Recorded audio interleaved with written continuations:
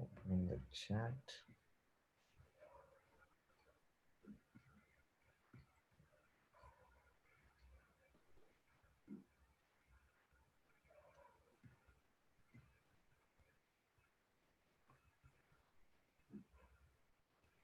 Okay, you're able to see the screen?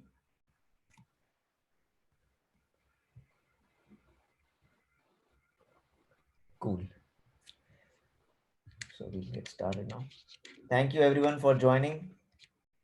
So this is a webinar that we are trying to do for the community, and every weekend we go live and we discuss some of the latest tech out there, and some of the cloud native stuff, so that everyone in this situation which is there that we are dealing with, we can learn something. And also we make it live and we record the sessions. Previous session is already there on YouTube, and you can go check that out.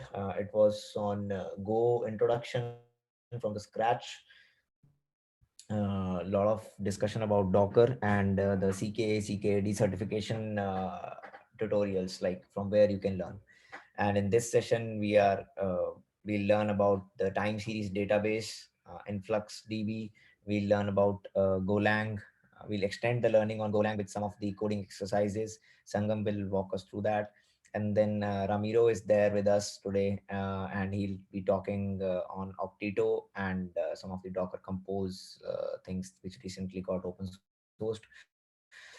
So a lot of exciting things there for the next 2 to 3 hours, and that would be it from today's session. Rancher today is not there, but in the next sessions definitely we'll do, and probably not in the next session. It's actually happening. So the tech community days, or sorry, the open source conference is happening next weekend, and there are a lot of exciting sessions over there. And I have a talk on Rancher for that. So for Rancher, I think you have to wait for um, 1 more week. Okay, so we are good. We are live on YouTube. We are there. Everybody has joined. I'll keep a track on the participants. A little window there.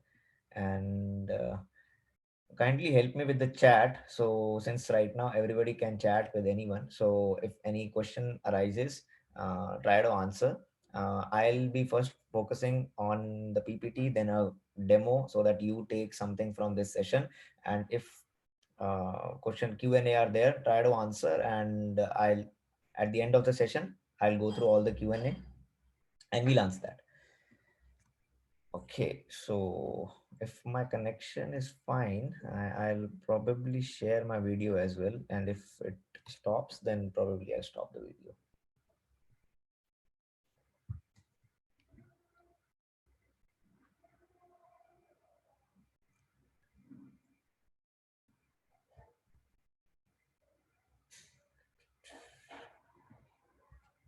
Okay, you're able to see me?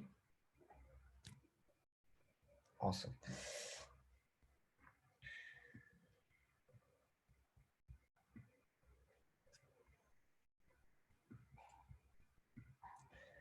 So first of all, what is time series database? Yeah, and before that, please be nice to each other, and do not post anything bad in the chat or anywhere. Please maintain proper hygiene in the chat, and let's make it a good session. Okay, so we are 11 minutes behind the schedule. We'll start quickly. So time series database. I have a small slide. I usually don't make, but still, this session can be without slides. So if Sangam and Ramiro, you don't have any slides, it's completely fine. It's up to you whether you want to show the slides or not.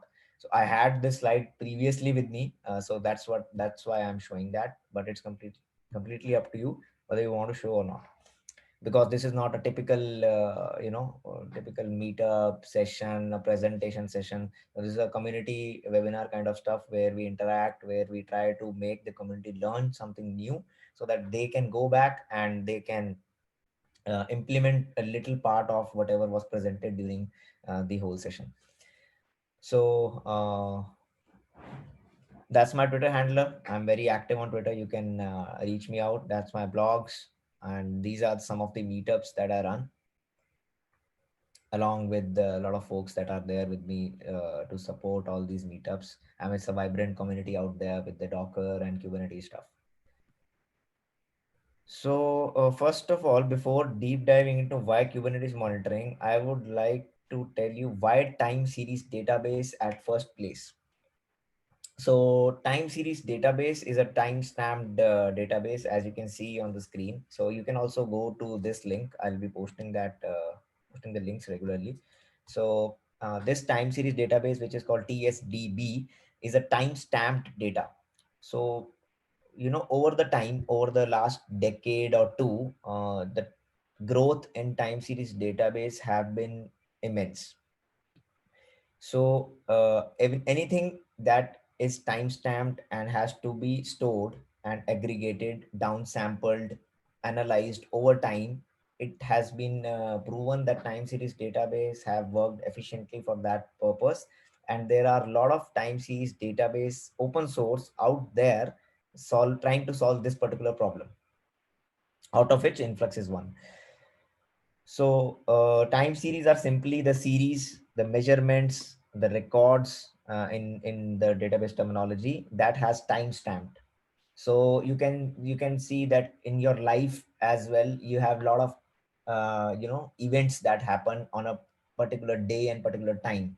So sometimes you do a certification on a particular date. So that is your event. Similarly, you consider machines out there that are there exposing data on a particular time. In industrial place where you have a lot of sensors involved, so these sensors emit a lot of data. So that data, if captured and analyzed properly using any time series database, it would be really helpful to find the faults much before, and it will be really helpful for the checks. So consider a warehouse having all the sensors, and in that particular warehouse you have maybe thousands of machines and that need a regular check. So but if you have if those sensors on those machines are emitting data, so if we are properly capturing that particular data and we are analyzing it, we do not actually need a lot of manual intervention to check if the machine is working or not. We probably would want to get an alert if there is a small glitch in any of the machines that is there in the thousands of the machine. So this is just one case. Like this there are hundreds of cases. So previously, if you see, the stock market was there. So if you go down in this link, so financial data was one of the most typical example of time series data, one of the most typical application of time series data. But now it's no more the case. It remains one of the numerous applications that are there out. So that's what I was saying. You have street cars, Tesla is right there, and it emits tons of data that is there for your car.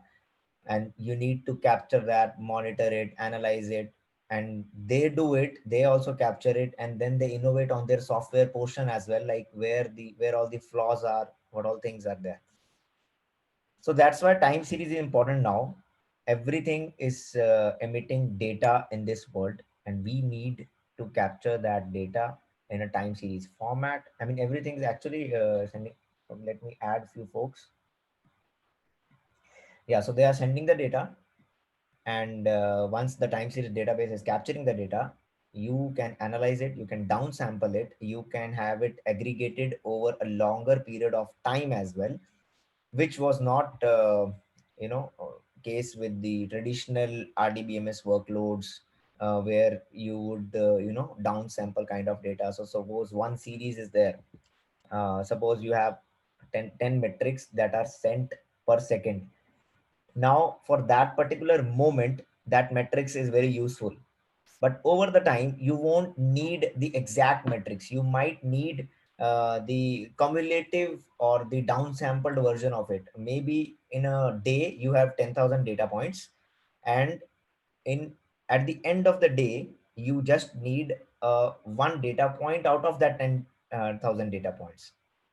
So time series database works exactly in a similar fashion. You can actually downsample data, send the data per day, one record out of those 10,000 records. So 10,000 records are there for your instant work, but for your longer duration, you have one data.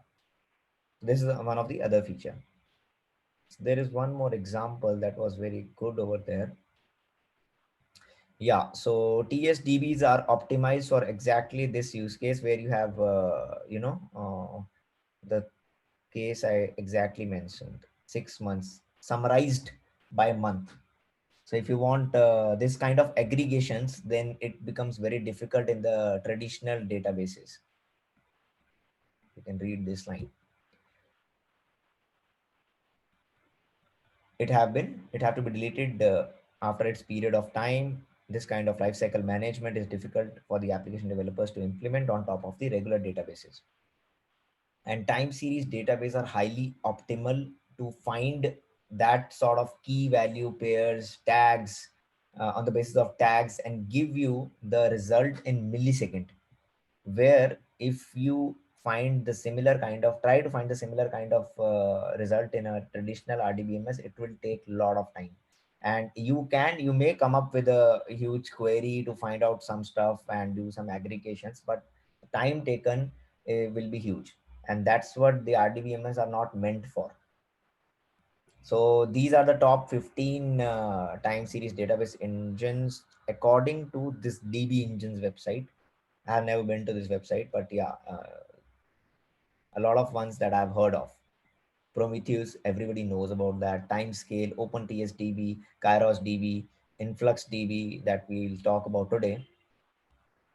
And these are some of the rankings. You can go through that. These are some of the, yeah, this is very, this is what you should actually know about. So this is the last 24 months graph. And if you see from April 28 to April 2020, you can see the rise in the time series database that people are trying to use. It's huge. So what makes Influx DB database, Influx time series database unique? First of all, it InfluxDB is a company that has a lot of open source tools. It has Telegraph, Chronograph, Capacitor, and then InfluxDB. The complete stack is called as Tick Stack. And then they have two separate versions that I'll show you. One is 1.x and another one is 2.0, which is 2.0 is still in beta phase, but their beta is actually close to production, but still it's not production ready. So one is 2.0 and one is the 1.x version. Recently they released the stable 1.8. So Influx 1.8 have all the components individual. You have Telegraph as an individual component that you have to install either on your VMs or on the containers or on the Kubernetes cluster. You have Chronograph, and then you have Capacitor, and then you have the InfluxDB. So all components are separate. In Influx 2, what they have tried to do is they have tried to collapse everything into a single binary. So if you can read this line, tick stack is being collapsed into a single binary in Influx 2.0. So that's what they have. So this particular portion, like why Influx time series database is unique, they have no limitation on the set of tags. So you can have n number of tags, unlike the other open source time series database, which have the limitation on tags. Also, the key value pairs values can be in int, float, bool, string. Some of the time series database do not provide all sort of these kinds of values, which do not give you as precise information as you want.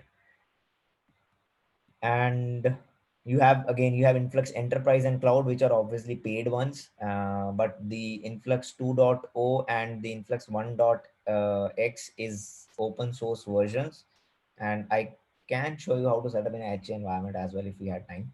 Influx time series can be, the timestamps can be in seconds, milliseconds, microseconds, and nanoseconds precision. So it is absolutely perfectly suitable for finance and scientific computing as well, because of a nanosecond precision that it has. And then you can aggregate, and you can store in different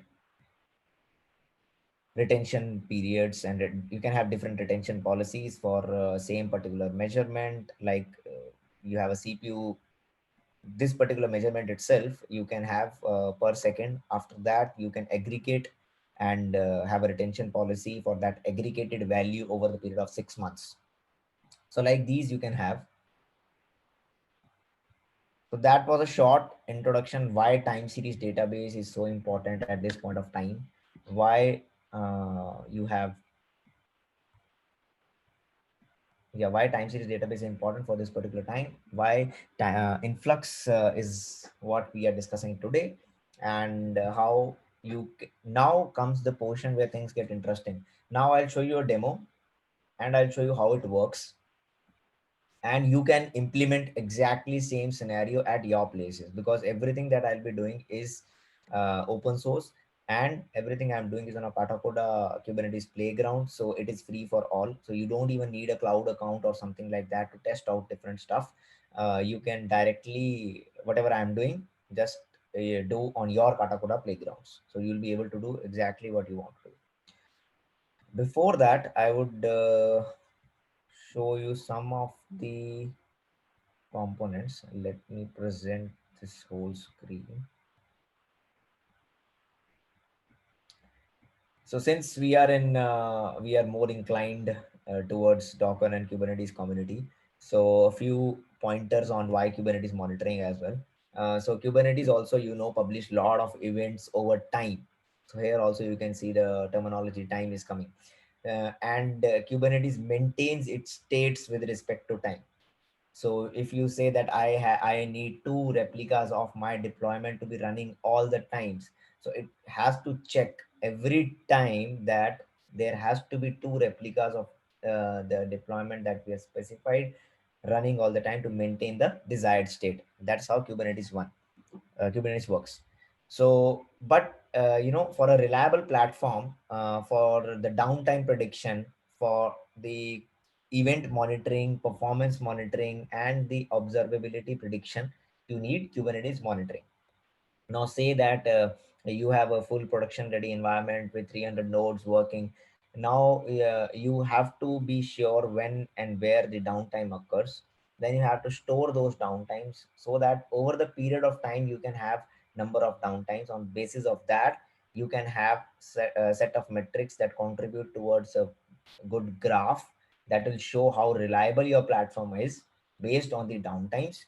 Then you can measure the performance of your API server, controller manager, how the endpoints are getting created, services are getting created, if any endpoints get missed, why they are getting missed. So all those problems can be have captured in the performance things. All the events that are there, how many times the pod went out of memory, how many times the pod went in crash to back off, all those things you can capture on the base. On daily basis you can send reports, on monthly basis you can send reports, and then you can have a yearly breakdown of your whole Kubernetes cluster.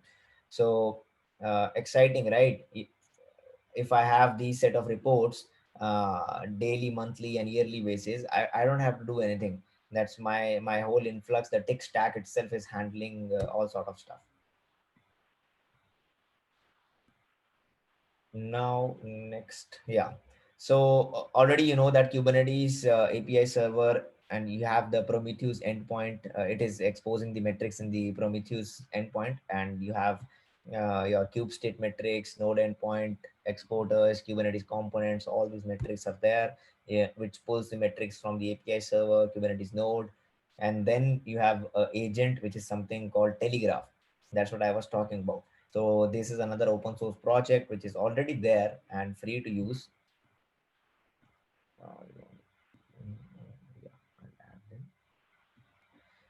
So which is already free to use, and then it can push metrics to Influx. Also, another good point is Telegraph can push metrics to lot of other output uh, plugins. So Telegraph is a plugin based system that works, and you have over, I think, over 200 input plugins from where you can scrape the data, and there are a lot of output plugins where you can send the data. You can send to Kafka, you can send to Stackdriver, you can send to Influx. So tons of plugins that are there where you can send the data as well. Then for visualization, Influx has its own chronograph that is a user based, UI based, interactive visualization tool, or the standard one that everyone uses, Grafana, which also is completely fine. Grafana, you can add just add a native data source, which is Influx. So anytime you download Grafana, even with the older versions, not the very recent ones, I think even if you download the 5.x version, then also you would get Influx as a native data source over there. So you can add that, and then the standard alerting and mailing procedure will be there. So this is a typical tick stack architecture. Okay, let me go back. Yeah, typical tick stack architecture that is there. You have Telegraph that is scraping the metrics, different sort of metrics. So in Kubernetes, we not only want Kubernetes metrics. There are tons of other metrics where the cluster itself is running that I need metrics from for my application. So that's where I use Telegraph with lot of input plugins and then send the data to Influx. I can do the aggregation at Telegraph level. After that, I can do the aggregation at Influx level with the retention policies. So you can have the K8 stats, you can have Prometheus endpoints, you can have the networking of networking metrics and scraped via Telegraph from the messaging queues, apps and databases. This is very important. System stats, logs and traces. So that also you can have CPU, memory, all those metrics captured in Telegraph. We'll see in the demo also.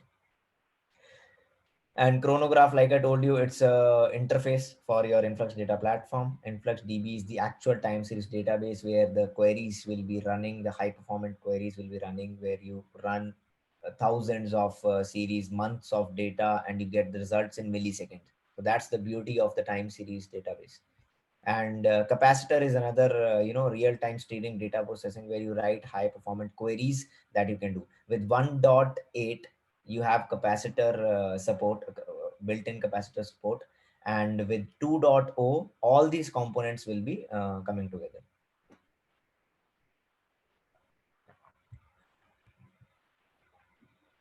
Now this part is done. I will not take much of your time here.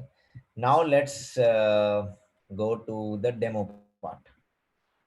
I'll just reload it. Start scenario. So Katacoda, if anybody is very new to Katacoda, it's a simple playground. If you go to katacoda.com courses Kubernetes/playground, it gives you a 2 node Kubernetes cluster just to test on. And I assume that when Ramiro comes, you will all get a flavor of Okteto as well that you can use for your development and store the data and have everything in place for your development environment. Because Katacoda Kubernetes Playground have a very big limitation that it is only there for a few minutes. I mean, sometimes if the network goes here and there, you have to do everything again. So it's better to have your own set of development environment, and Okteto is one of them, and Ramiro can explain once his session comes. But for now, you can use I'll be using Katacoda. It's here. I have one repository, and I'll paste the link for that repository here.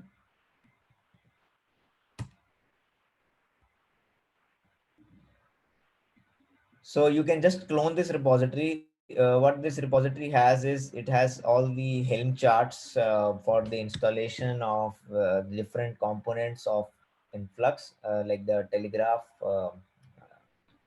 and then your Influx chronograph. So Git is pre-installed. So we'll do git clone, and I hope the live demo works. If not, then we'll fix it. We'll try to fix it. Anybody wants me to increase the font size, or it is fine? If it's fine, then we'll continue. Okay, cool. So cd influx examples, we'll go to the Kubernetes folder.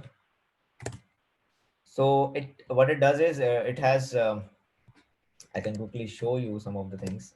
First is your InfluxDB YAML that is there, and then you have your setup YAML, then you'll have your Telegraph YAMLs, So it creates a service, it creates your deployments, and it so this one is using 2.2.0 alpha. We can use the beta as well. I'll show you the beta one as running as a Docker container, so that you know how now the UI and what all features it have. And it has, if you go to the nodes, I would actually show you something in the node section. Telegraph. So just to show you how easy the telegraph thing works, so you can have telegraph running as a daemon set. If you are not familiar with Kubernetes, that is just fine, because this is not a Kubernetes session. This is just a demo that is running and trying to show you how easy it is to configure Telegraph for your existing Kubernetes cluster, how easy it is to set up Influx for your existing Kubernetes setup. So you need not have a new Kubernetes setup. If you are having existing setup, you can use Telegraph, scrape Prometheus metrics and store them as a time series long storage database. So you can see we have config maps, and we have the Telegraph image, Telegraph container running. And if you see the config, which is very good. Yeah, so that's the plugins. So what I do is I have an output plugin. I give the URL, I give the organization, bucket, and the token. I have the input URL. I do not give anything, just 3 lines of code to monitor your Kubernetes cluster. Isn't that amazing? I just put 3 lines of code in my Telegraph configuration file, and I can monitor each and every stuff that is happening in my cluster and visual and send that data to Influx and visualize that in Grafana. So you see how easy it is to set up. Just give the URL and these 3 things. If there are additional certificate and all those things, need not worry. Telegraph input plugins.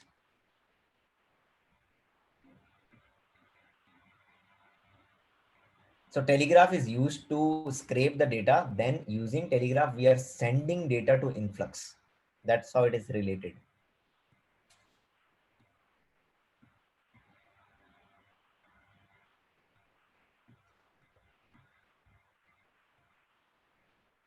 Okay, it's opening.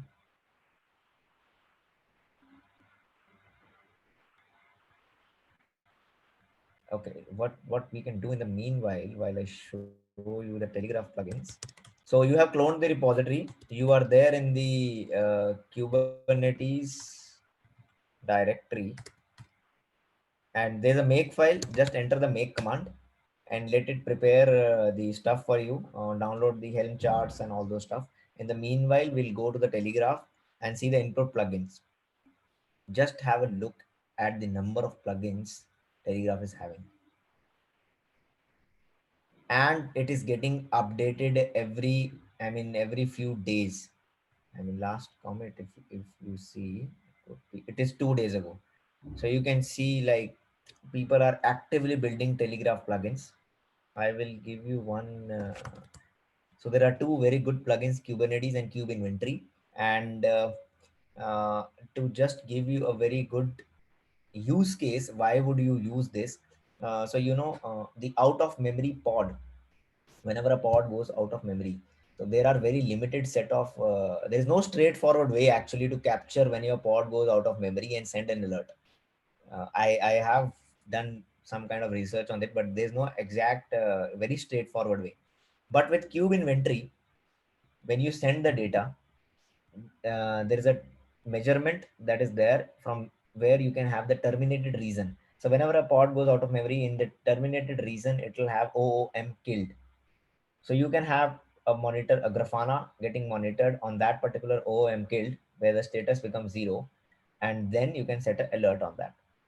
That's one of the use case, like why I would want why I would want to monitor Kubernetes, or why I would want to have these plugins when I have Prometheus already sending data. So all these things are there. You have you have Docker native support. I mean, Docker plugin. You have Elasticsearch plugin. You have CPU, disk, memory, network. There was.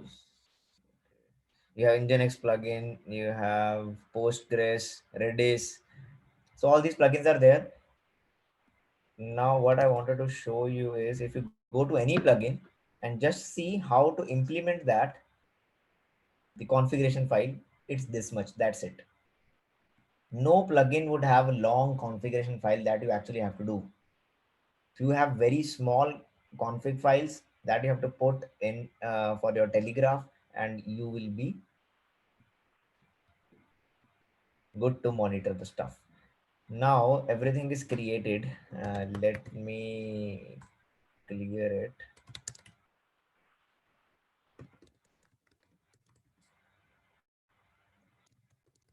I'm not sure which namespace it was. So I'll do for all namespaces.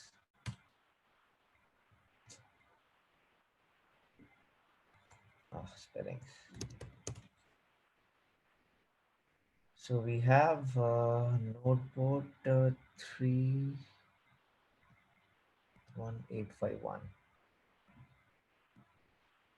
Let's open this port. So this is Influx uh, running, and it has, like I showed you, we have also deployed certain set of pre-configured telegraph config files to monitor the nodes, to monitor the control plane nodes, and even the Prometheus scraper is there. Okay, username. I think it is this, or it is the reverse. Okay, it's this. Great. So this is a dashboard. So this is called capacitor. So if you are a customer of or already a user of Influx 1.x, you won't be seeing directly this. A reason being, Influx, only Influx 2.0 will be having all the components integrated. Now I go to dashboards. I create a dashboard from template, and I choose a pre-configured Kubernetes template that is there.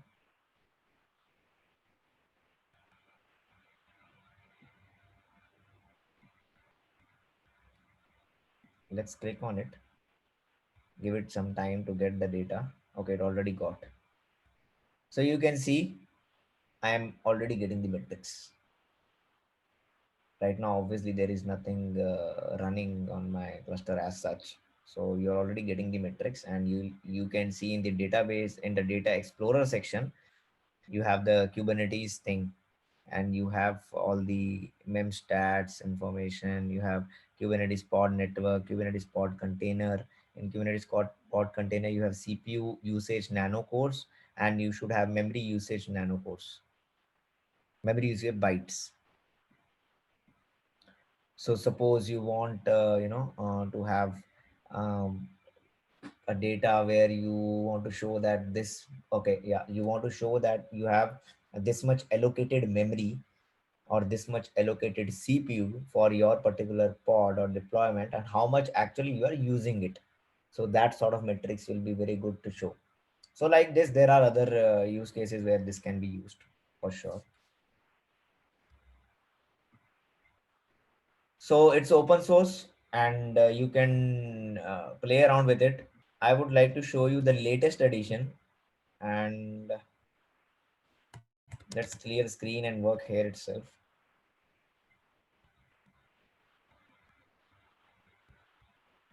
This is the Docker command. I'll post it here as well. Yes, yes, this can be used to maintain, monitor Docker containers.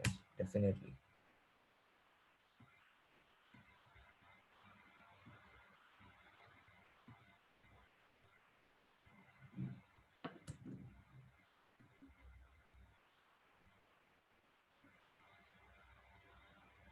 One cool thing of Influx 2.0 is that you can create Telegraph config files from the UI itself. I'll show you. So let's get started. Give it a username, a password, this random email, maybe test at the rate. test. If it takes, I'm not sure if it takes. Or if it takes, that is good. Okay, so everything is there. What we do is we will say that we are an advanced user.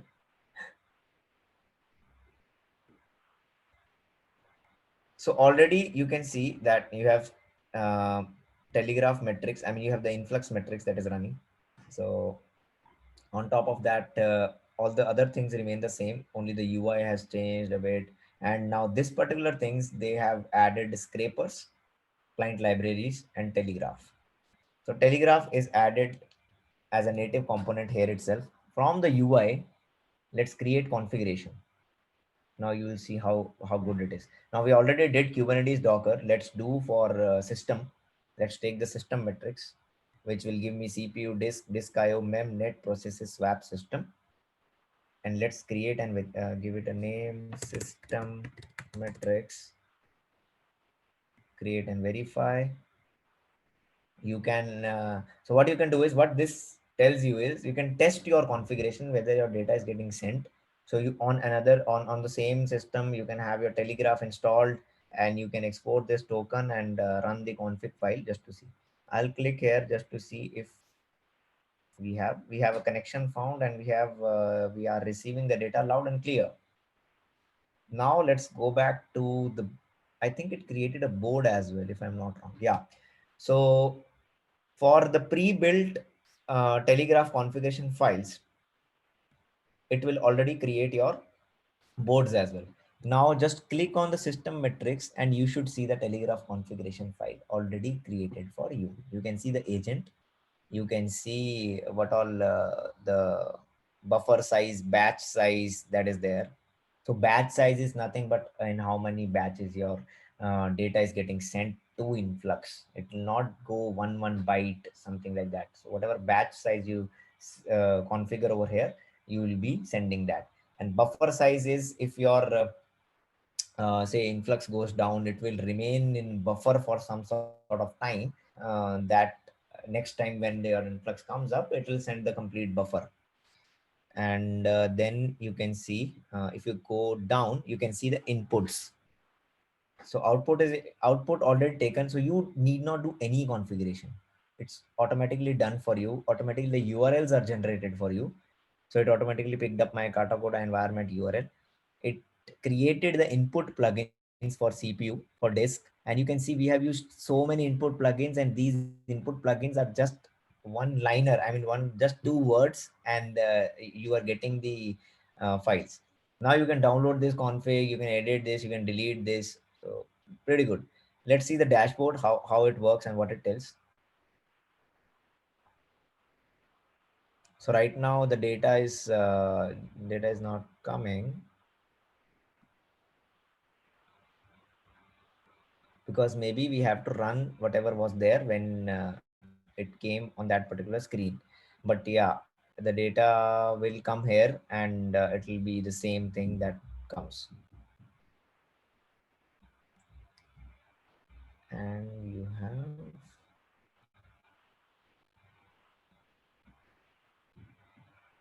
let me do one thing. I have 5-10 minutes, so I might debug this.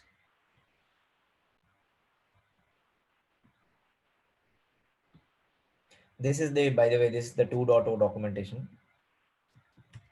and you can run it on Mac, you can run it on Linux, you can run it as a Docker container, even you can run it on Kubernetes. There is a YAML file. Yeah, this is the YAML file that they use, that you can use, and you can run inside Kubernetes. But it is not recommended, because stateful application, though, yeah, people are running stateful applications in production inside Kubernetes cluster, but it is not recommended by Influx to run it as inside Kubernetes for production use cases.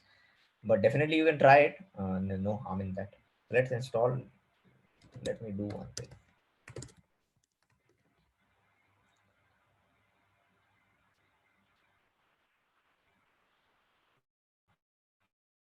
I will install it via Helm. I think I had it somewhere. And one more thing I want to show. Yeah, this there is one blog I wrote it some time back. So it is basically for memory consumption challenges. But in the start, what I do is I create a complete tick stack using 1.x Docker containers. So everything is running as Docker container. You create a InfluxDB network. You first run InfluxDB, then you run your Telegraph, and you create your configuration file, add your input plugins like input Docker, and then you run the Telegraph container and give the telegraph file in the mount that telegraph conf file to the etc telegraph conf in the read only mode. Then you run the chronograph. So if you follow this, you should be getting complete 1.x tech stack working as Docker containers. And believe me, you can use it extensively. You can use it at a prod level as well, because Docker containers are very stable. Everybody knows that. And you can use it as it is for your environments. Obviously the configurations will be different, and configurations we have to change. And because these configurations, whatever the new open source product gives, they are very basic level just to make things work. But everybody has their own set of requirements, nitty gritty details that they have to edit. So okay, it's about time, but let us see if we can install Telegraph Helm chart and see why. So this is a Helm start repository. It should have Telegraph, Influx, all those agents are already there.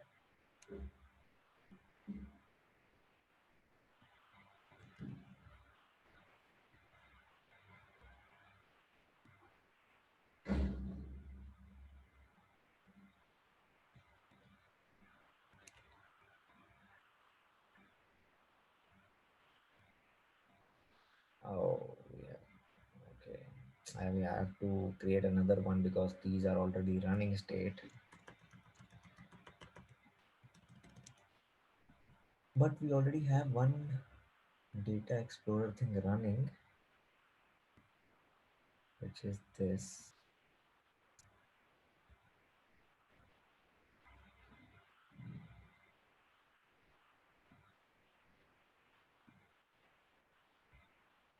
Okay, we'll figure it out because it will take time to create another instance and then set up all those things. But if you want to install 1.x using Docker, you can do. All the steps are here. If you want to install using Kubernetes, it's 1.x you can do using Helm charts. 2.x you can directly use using the file where it was getting started. Yeah. So when you start and you have the Kubernetes section, you just apply this on the Kubernetes cluster and you'll have it running, and you can provide your do the UI setup and everything like that. And if you want to install on your Linux systems as processes and all that, you can download these. And I had one demo. Right now, it's not there on. So all the sensors data can be, get into Influx. So I'm working on a blog post right now. It's not completed. So you can monitor your whatever activities you are doing on your Raspberry Pi set of clusters, and monitor the heat, temperature, heat sinks, thermal sensors. So all those you can do. There are a lot of blogs actually here in the Influx data website itself on IoT that you can go and see. There are things that people have done from scratch. Another thing is, immediately if you want to run Kubernetes, monitor Kubernetes using Telegraph, and install everything in one shot without knowing what Kubernetes is, and you just want to explore Influx, not Kubernetes world, just clone this repository, go into Kubernetes uh, folder, and just do a make, and everything will be installed. And like I went to the service, you can go to the service and you can play around with Influx. And no need to have sound knowledge of how Kubernetes is working under the hood, because this will give you a testing environment. So that would be it. Let me see if I have something else in the presentation. Yeah, this demo we have covered extensively. So I have shown you Influx 2.0 with the explore, all those stuff. Influx 1.x can be done here. I think the environment will go soon. So Influx 1.x, if you go above, you can select Influx. You can select different components. You can select 2.0 as well. So this will give you. So this was recently launched and it has a lot of good new features that they added. So basically the TSM engine and one thing that I tags allowed, retention policies. So a lot of stuff in there. Go ahead, try it out. What I want from this particular my session, at least, what I try to do with the community is I told you why time series, what is time series, why influx. I told you the architecture diagram that is there, how we are monitoring Kubernetes using Telegraph and sending data to Influx and visualizing in chronograph. Same thing you can do in Grafana as well. And next we went through the architecture.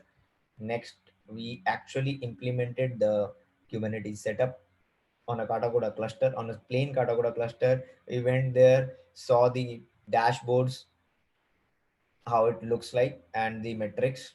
We saw some of the Telegraph plugins, how they look like, and how easy it is to set up.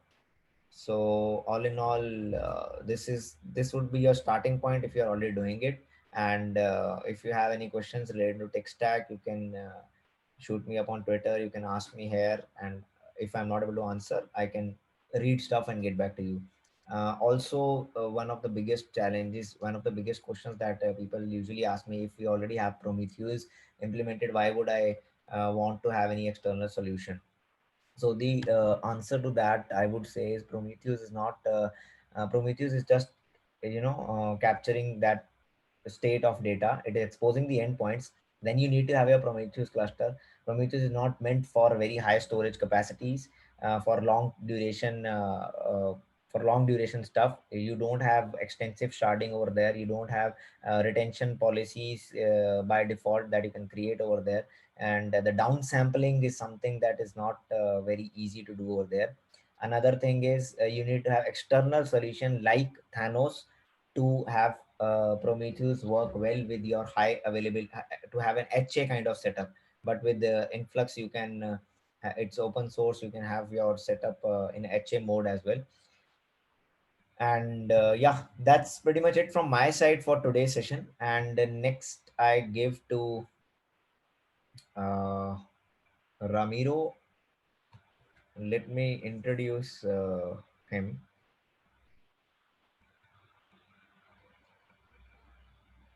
So Ramiro is one of the founders of Okteto. I'll share my screen and I'll give him the control as well. I have to find him. Here we go. Make host.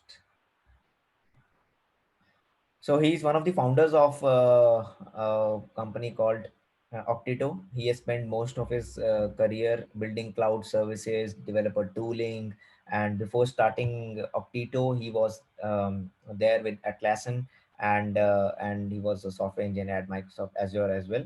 Originally, he's from Mexico, now based in San Francisco, and Okteto is killing out there in the market. Just to give you a heads up. So Ramiro, over to you. You can share your screen. I think you should have a control now. Go ahead, share your screen, and you can talk. Oh, there he is. There it is. Hi, everyone. Can you hear me? Yep, loud and clear. I'm going to change it. I think I had this background from before. Let's do this one since I'm in San Francisco. Hi, everyone. That was great. So it was a great presentation. Thanks. I learned a lot about InfluxDB. A lot of questions I had, so it was great. So I hope everyone's having a good time so far. Thanks for being here, and thanks for inviting me. As always, it was fun to talk about Okteto, what we're building, cloud native applications, all those things. Let me start by sharing my screen, and then we'll go from there. screen. I just shared the whole thing. Yes, we And can you have. see my screen, right? Perfect. So what I want to do today is make it a little bit more interactive. Let's see if it works. As you said, the idea with this is being more of a webinar. So please, if you have any questions, just put them in the chat. I'm trying to figure out how to see the chat. There we go. And I'll try to answer them as they come. So so I'm told you all, I'm Ramiro. I'm one of the founders of Okteto. Okteto started as an open source project. It still is, GitHub Okteto. And it started because we were having, before building Okteto, we was just engineers, different companies. We started using Kubernetes, and we really missed the cool experience that we had with Docker Compose. Both my co-founders and I, one of my co-founders used to work at Docker, and we all really liked to be able to run Docker Compose up and have your entire application up and running. With your files are synchronized, the whole thing. Once we started to move towards Kubernetes, we started to see a lot of this very annoying friction points around how do I test my application? How do I deploy it? How do I run? What is a pod? What is a deployment? What's a stateful set? So it took us a while to understand Kubernetes, to start building cloud native apps. And there was this day when we were all talking together, and Pablo and I were saying like, hey, I don't like having to build containers every single time. Like, why does it have to be this way? There has to be a better way. And that's where the idea for Okteto started. Okteto, it's open source. It's a CLI that you install on your local machine. It's a very simple command. It works for Mac OS, Linux, Windows, ARM 64 bits, 32 bits. It works everywhere, even in a Raspberry Pi, if you want to try it out. It's very simple. It's a single binary download. And what this binary allows you to do, the first main command is called Okteto up. And it lets you deploy your entire development environment into Kubernetes. The idea is that you have an application already running, you have your deployments, you have whatever you want. And instead of having to write code locally, build your container and deploy it to be able to see the changes, you run Okteto up and you get the same experience you will get when you run your Docker Compose up. You get your application running in Kubernetes. But in our case, you have a terminal into your dev environment and all the files are synchronized there. The idea behind is to make it super easy to iterate on your cloud native application while you're writing code. So I'll give you kind of like the intro, then I'll go into a demo, just to understand, so you can understand the different pieces. When we started building Okteto and had the CLI, we talked to a lot of developers. And a lot of developers told us that using Kubernetes was really hard, that you had to go from an experience where you have your Docker daemon running and that's it, to having to deploy a full-on cluster, bunch of VMs, just to be able to get the getting started experience with Kubernetes. And if you've tried yourselves, you know that even running something as simple as Minikube, K3s, it's not simple. Docker, especially Docker Desktop, did a lot of work where you can just enable Kubernetes with one click. But even that experience is very complex. So that kind of took us to bring Okteto to the next level, which is something that Sam referred to earlier today, which is to make a full-on platform built on top of Kubernetes with what we think is the right level of abstraction to make it as easy as possible for a developer to deploy, to build, preview, and run that application. So if you want to follow along, everything I'm going to do on this demo, you can do it on your computer. It's all open source. It's all free to try. So what I'm talking about, the platform I'm talking about, ended up being cloudokteto.com. So if you go to okteto.com, you'll see that there's a start now for free button. Just go here. I'm going to share this on the chat if anybody wants to try it out now. You haven't. Oh, there we go. Oh, great. Chat. No, I can't type in the chat. I don't know why. Well, go here to okteto.com. You click on start for free. start out for free. And what this gives you is this gives you access to a free Kubernetes cluster that's shared with all the other users of Okteto. And soon we're going to introduce other tiers where you can pay if you want exclusive access, if you want more. But the basic level gives you access to CPU, memory, and storage enough that you can run your applications and you can deploy and develop anything you want. So this is what you get. In this case, this is my personal account. I have a lot of different applications, but the basic thing you have is this. Once you log in, you can click on this button to download credentials. And what this does is this downloads your Kubernetes credentials of your namespace. Once you have these credentials, and if you want to see them,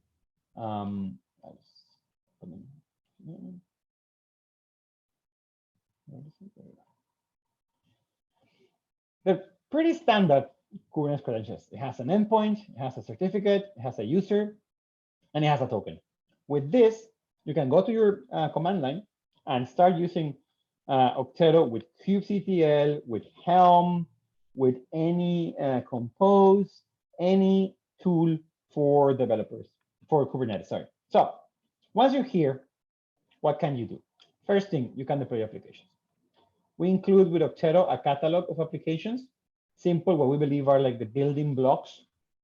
To build a cloud native app, you can deploy CockroachDB, Drupal, MariaDB, MongoDB, all these different things. We also included an example of an application, Movies.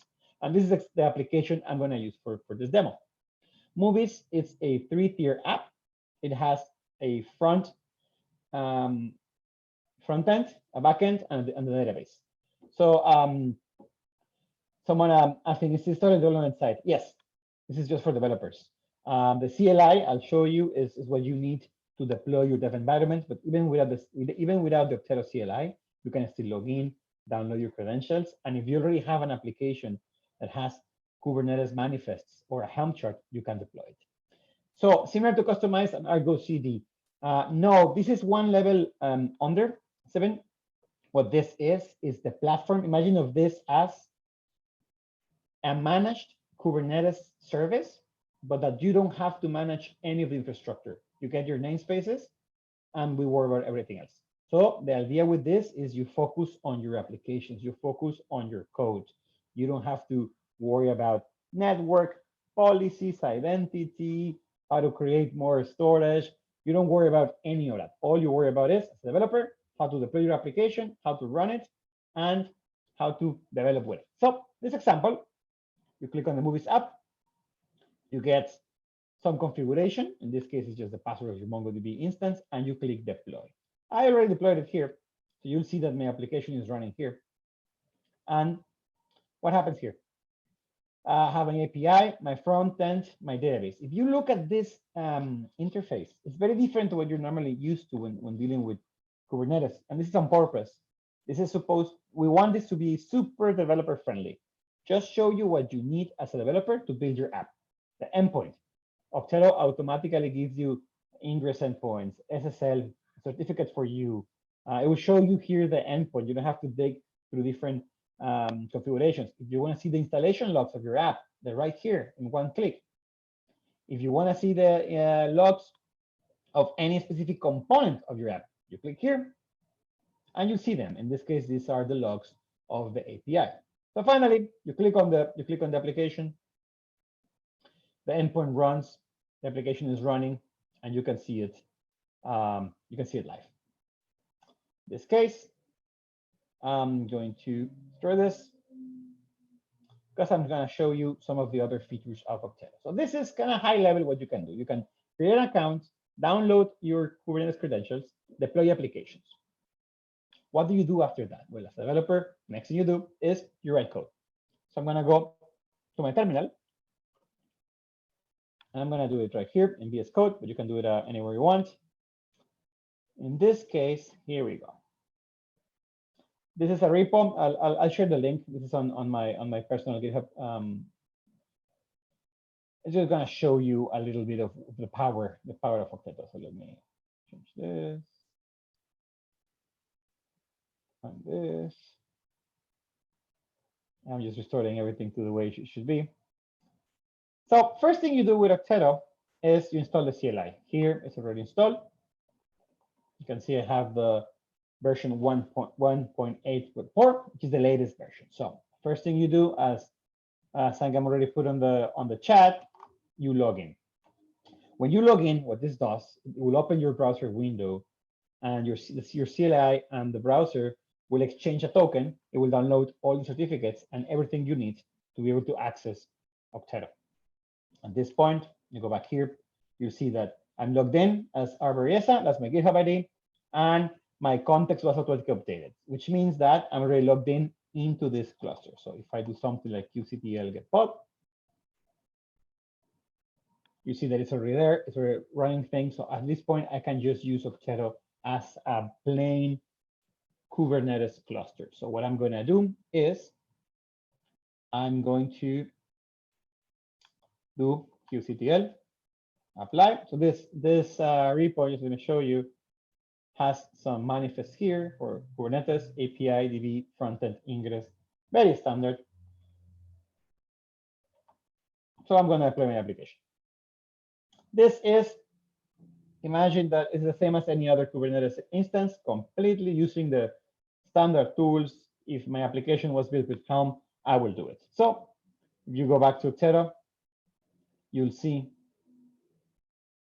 this is the run instance. You'll see in a second, it will show up here. And now my application is up and running. It's booting. The different components are starting to run. In this case, you'll see that this application is not grouped like the one I showed you before. That is because in this case, I'm deploying it in different components. That's a configuration. It's going to show you the different components so it's more obvious what's happening. So I have my API, my front end, and my MongoDB. All right. So we have an app up and running. I click here, and it's up and running. So this is a sample app we built. As I mentioned before, it has Node.js, front end, back end, uses MongoDB. So now, what happens next?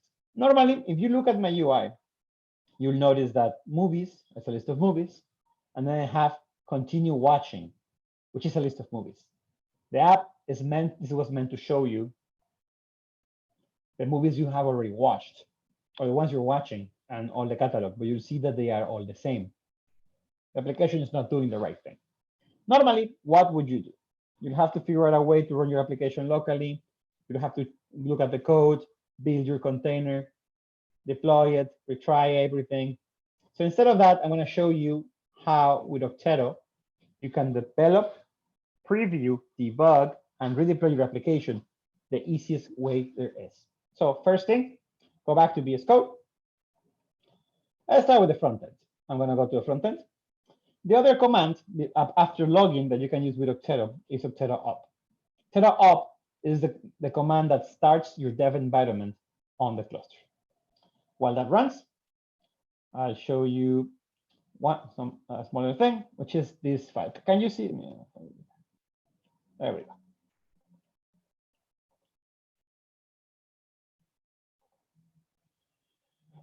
Okteto YAML is how you tell Okteto what do you want your dev environment to look like. In this case, very simple. It has an image that I pre-created. This is based on the Docker file that's there. It has a work there. I'm telling Okteto where I'm going to be working on the image, and it has a name. In this case, the name is special. The name was telling Okteto which part of my application I want to replace with my dev environment. And that is the first step on the magic of Okteto. Instead of building things locally and then testing them remotely, you can deploy your container-based development environment directly in your application, and you can swap a component of your app or multiple components with this dev environment. So in this case, I swapped the front end for this container. And remember, everything is running on Kubernetes. So if I go back here and I refresh my application, you see the application now is not running. Why? Because I'm on this dev container, this replaced the front end, and there's nothing running. So if I do yarn start, this will restart my application, to restart my container. If I go back here, I refresh, you'd see it's back online. The big difference now is it's running out of my container, which means that I can do anything I want to troubleshoot my application. So we're going to look at this, and we're going to go and see the app. App.jsx, this is React, this is the code. You'll see, if you're familiar with React, it's a very simple application. It has a state on boot. It calls a couple of APIs. You'll see here, it has a state for movies and the state for watching. As a pre-created user, it has like a fake login. So here in React, component bit mount is when an application starts. In this case, you'll see it's fetching from the API movies API. That's great. And then, it's calling the fetch API movies twice. Well, that's not right. I want you here, I'm calling the API's endpoint, and I'm setting the state for movies. Makes sense. Here, I'm supposed to be setting the state for watching, so I should not be setting the movies. I should be calling the watching API. Okay, easy. All I have to do, because I'm on Okteto, is I'm going to change this file. I'm going to put the right API, which is watching, and I'm going to save. What happens when I save is that Okteto will synchronize all the files that changed on my local machine into this remote environment. If you notice here, you'll see how React detected a change. It started to compile my website. It recompiled it. It reloaded. It did everything for me. I did not have to touch a single thing. You don't have to restart processes. You don't have to rerun your application, nothing. If I go back here, you'll see now, let's open the developer tools. We refresh, and looks the same. So what happened? We're going to look at this. You see, okay, here's the movies API that's been called, and here's the watching API. So we're calling the right API now. But if you notice right here, it's a little tiny, but you'll notice it has the same response. So our front end is doing the right thing. There's something not going well with our backend. So Okteto already gave us a pre-configured dev environment. It already has all the React tools installed. It has the right version of Node, file synchronization, automatic reload, and what's really important is everything is running on Kubernetes. So I'm testing my application with the same ingress rules, the same SSL certificates, the same backend, the same database, the whole thing. And it also creates a really nice, very interactive way to go. For instance, let's say that instead of movies, I'm going to call this, let's make something cool. Let's just call it Okteto Cinema. You save the file, and you see again that React automatically detected the change, recompiled my application, did a hot update. If I go back here, you see that this automatically changed without me doing anything. I'll show you once again. Let's see if we can see it as it happens. We'll restore this to movies, save. Keep in mind that my IDE is in my local machine with my local code, with Git, with my identity, and this is running on a Kubernetes cluster. So you're getting this super quick, immediate cycle. You saw it change automatically. We're taking advantage of all the tool there is in the React Node world. Okay, so in this case, we saw that the front end is not. I'll launch it again. Oh, okay, something's going on there. All right, we'll leave that there for now. Now let's go and open our terminal.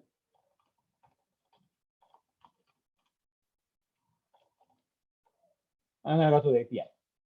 Same thing.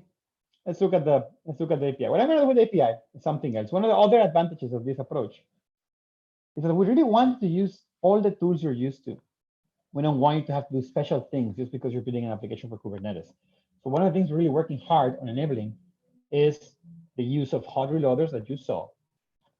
And the other big one is debuggers. So let's see if I can launch my dev environment. Okay. Front end is running. So the front end we saw everything was working fine now. Now we're going to the backend. This backend is very simple. I'll show you the code. It's two APIs, watching and movies. In this case, now you notice what I did here on my screen below. I deployed the second dev environment. In this case, I'm doing a dev environment for my backend as well. You can use the same one. In this case, it's different because my front end and my backend have different dependencies, but everything else is the same. Okteto up, file synchronization, that works. So in this case, what I'm going to do now is instead of starting my process by running yarn start and just launching the node process, I'm actually going to use the debugger. I have a special command that I created, I'll show you right now. It's called yarn debug. And this will start my application in debug mode. If you're familiar with Node.js, you know that on package.json, you can define different tasks. In this case, I define a debug task. I'm running Node, and I'm passing them this parameter, inspect BRK. Inspect BRK is telling Node to start the debugger and to listen to connections on this port. This is going to allow us to start a debugger on our local ID and connect it to the debugger running on our development environment on the cluster and figure out what's going on with our application. This is done because Okteto will automatically forward, in this case, this specific port 9229 from my local machine to the development environment. So I have this running, I'll go back to server, I go here, and movies watching is the API that we saw that was kind of funky. So I'm gonna go back here, and I'm just gonna call the API directly. Oh, one more thing here. I forgot. I'm gonna start my debugger. It's gonna connect. Okay, it's connected. Now we go to watching, and there you go. You see, I made a request that went through the ingress, through my SSL HTTPS endpoint, to a service, to my pod, and now my debugger breaks right where I put it. And the debugger is running on my local machine. So it's part of this magic that Okteto is creating for you to make it super simple to debug things. So, okay, I hit watching. I go one more. You see, this is the problem. You see that this query, it's calling the movies collection and not the watching collection. That's why I was getting the wrong thing. Okay, so sounds like something simple to fix. I'll disconnect. It's an advantage of using a debugger instead of having to add a bunch of print lns, look at the code, try to figure out what went wrong. So in this case, we're going to do watch. Okay, so now I have my code. I'm going to kind of not validate it. I know it works. I already tested it real time. So what I'm going to do now is I'm going to exit. And now, what can I do now? Well, the first thing you have to do after you run up, you can run Okteto down. Okteto down will restore your application to the way it was before you ran Okteto up. In this case, it will return to my old container. It will shut down my dev environment and will leave the application back how it was. I'm going to do that on the backend, and I'm going to do that in the front end. So now that I did that, okay, I have code here. My application is broken. I have code here. What can I do now? What would you normally do? You would build a container locally, try to figure it out, attack for it, get access to a container registry somewhere, push the containers, then figure out, okay, update your manifest, deploy the application. Way too many steps.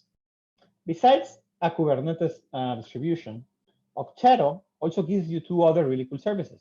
It has a remote build service, and it also has a fully integrated private container registry for your dev images. So what this means is you can tell Okteto to build your changes directly in the cluster and to automatically pull images from there. So it's much faster, and you don't have to worry about having a private account on Docker Hub, of using Quay, of any of these things. Even what I really like the most is you don't even have to have Docker running locally. I'm going to quit, no Docker daemon. So what I'm going to do? I'm going to run a single command called Okteto push.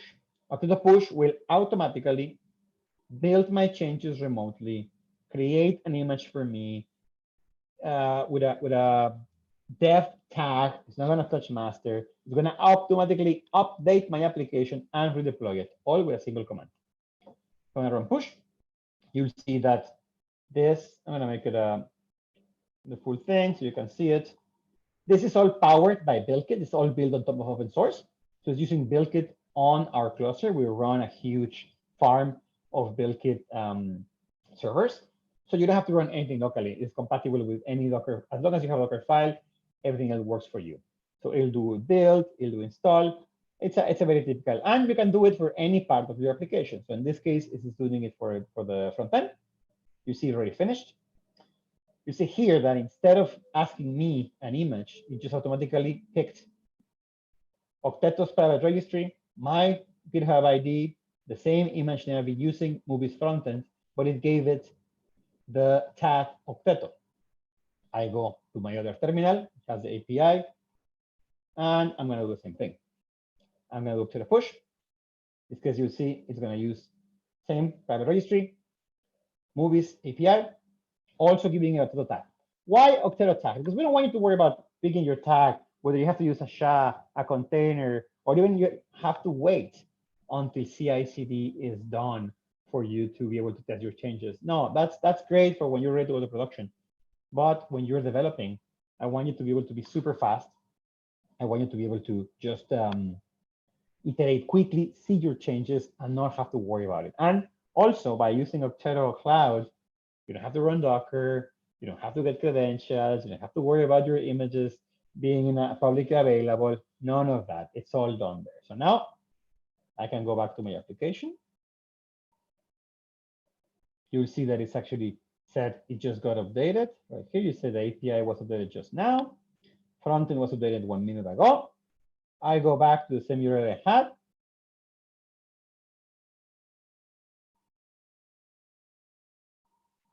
And there you go. You see that now this changed. Calling the API. This now has the fix. The fix was to call the other API. So now I'm seeing my other changes. And you saw everything was very, very instantaneous. And there we go. And that is the cycle that we want everyone to use when building cloud native apps. Don't worry about building containers. Get immediate feedback on your changes. And just be very agile about it. If you notice in this demo, I didn't run, after I deployed my application, I did not run any Kubernetes specific command. And that's part of our idea is focus on your app, focus on your code, be super fast about it, just launch your applications, and don't worry about anything else. Now, this is where we start, but I want to show you something, something new.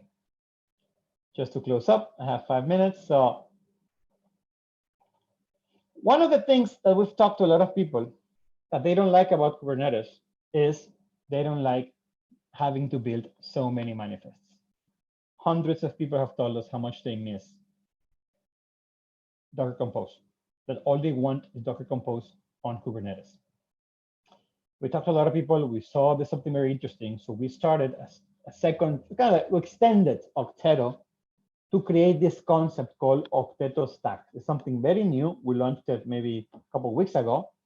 And what is Okteto Stacks? Okteto Stacks is an abstraction on top of Helm, Kubernetes, ingresses, load balancers.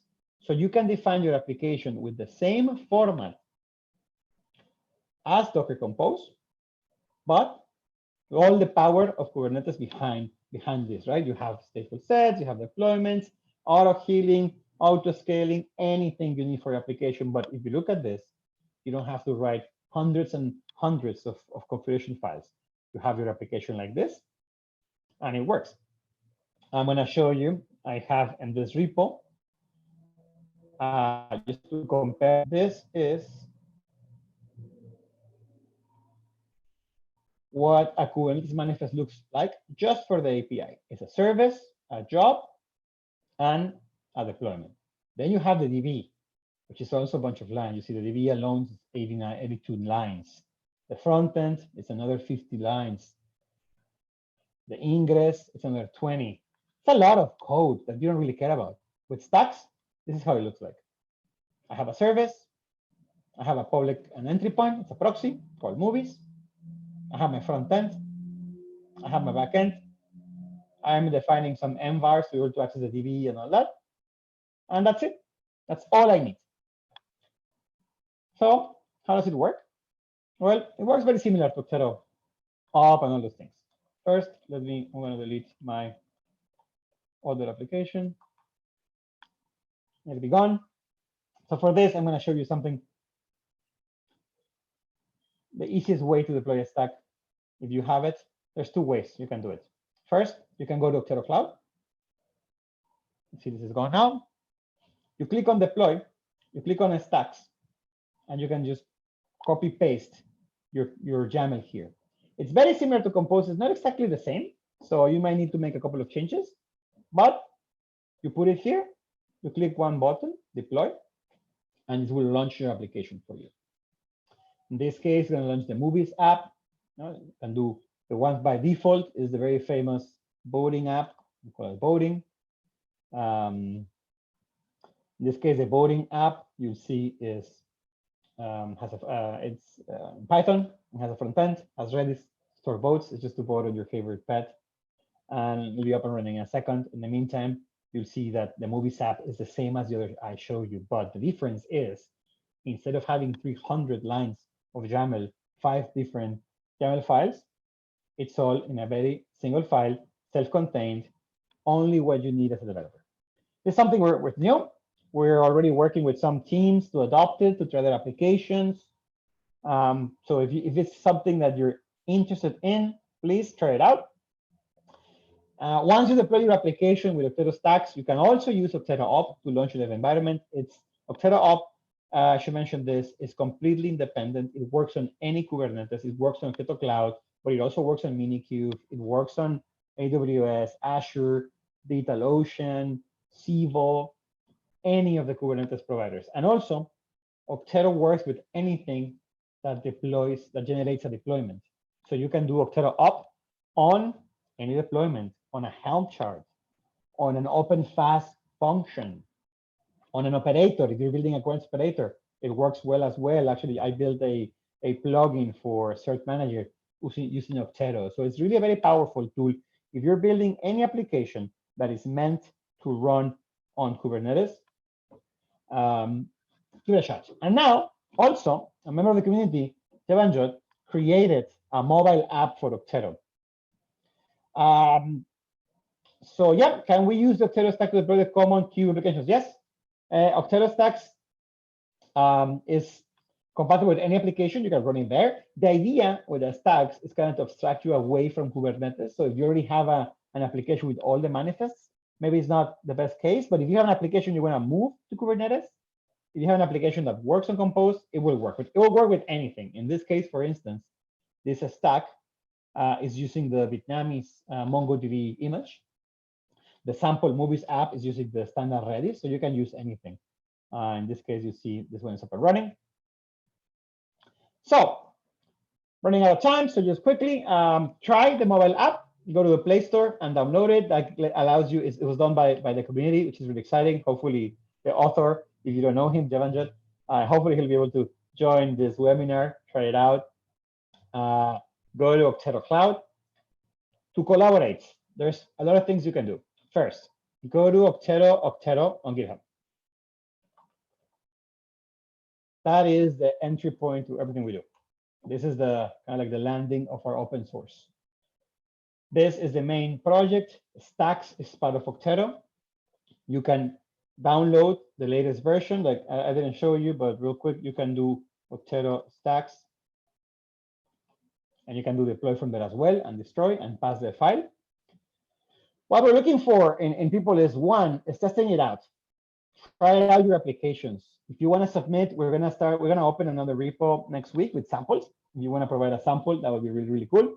I know there's some users of Okteto Cloud already using stacks, already trying a few things. So try it out. If you like coding in Go, if the dev experience, automating tasks is something that you're excited about, please talk to us. Go to a Slack, the Kubernetes Slack, there's Okteto channel, or on Collab Nix. I'm also there on the Okteto channel. Try it out as well. We have a lot of issues there that you can contribute. You can send your pull requests, questions. Same thing for stacks. It's all there. Okteto is the main one. If you do Okteto stacks, that's where we have the samples, and that's where we're kind of pointing to getting a started guide, manifest, the whole work. Just try it out. So anything you want to try it out is there. The other thing is sign up for Okteto Cloud. It's free. So developer, you get free compute, free memory, free storage for your cloud native applications. Try it out. We keep adding new features right now. Your free account gets you also access to the build service and the container private image. You can deploy Helm apps, Cube apps, anything. So instead of having to run local clusters, or if you want to jump from Katacoda, which is a great tool, to something where you have a little bit more control, use it. You get a namespace where you can do anything you want. So if you have any questions, I'm there in the community. Feel free to reach out. And before I leave, if you have any questions, now is the time to ask. If not, Sangam, who's coming next, is an expert in Okteto already. So he should be able to answer most of them.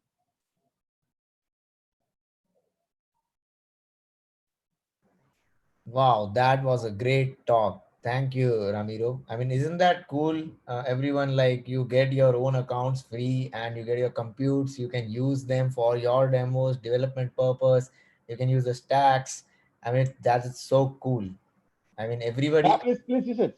Yeah, we have a lot of people using it for demos, for their assignments, even for hobby projects. So anything you want to run there. The only limitation right now is that the nodes get restarted every 24 hours. So just make sure that your app can survive a restart, which if you're building cloud native apps, you should do it anyway. But that is one of the limitations we have on the free accounts.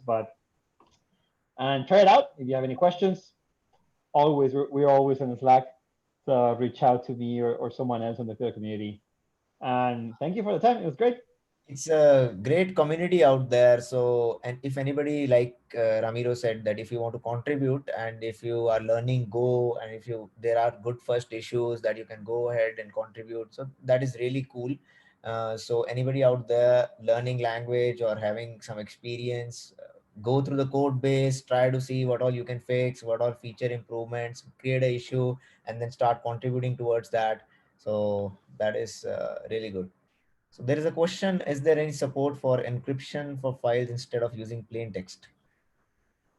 Encryption for files. Encryption at what level?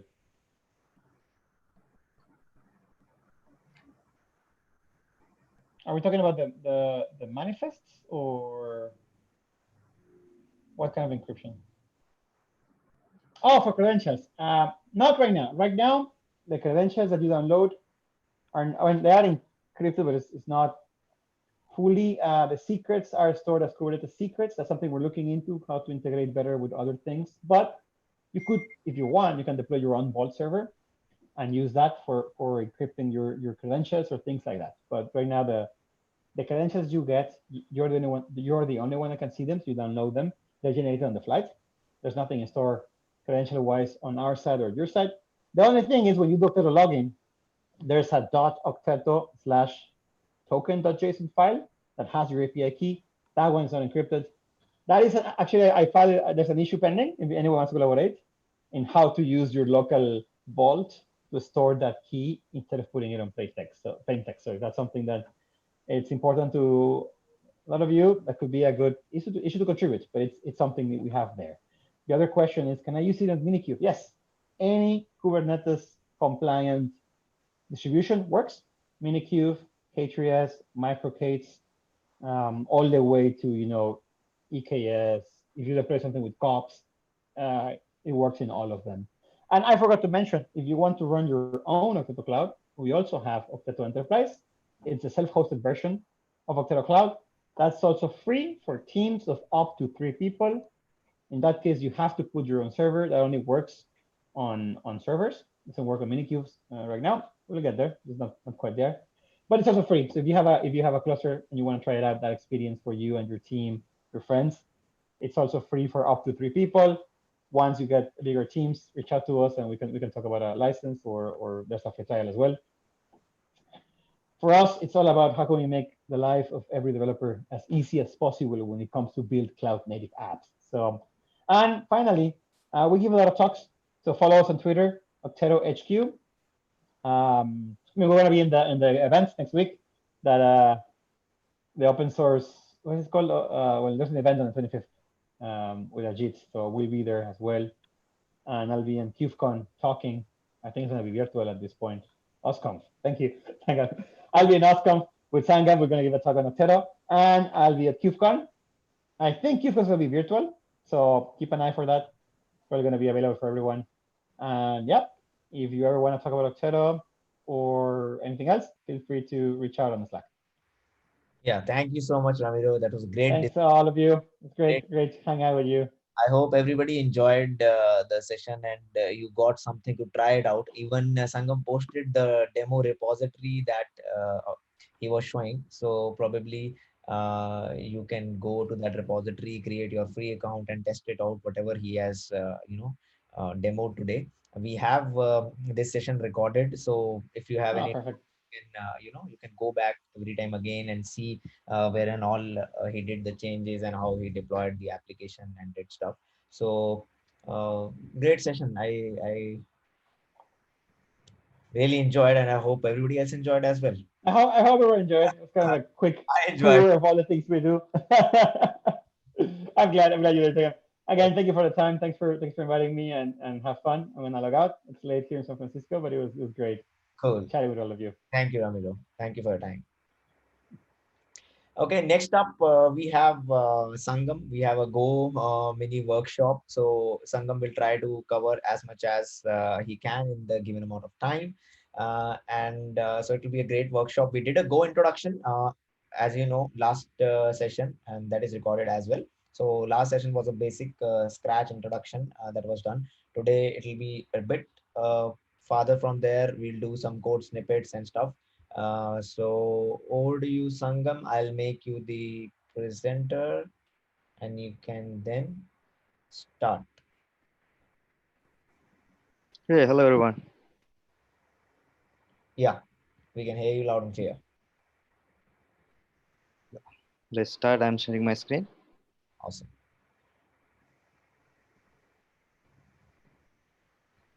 Is it visible? Yes. So it's going to be a very quick session.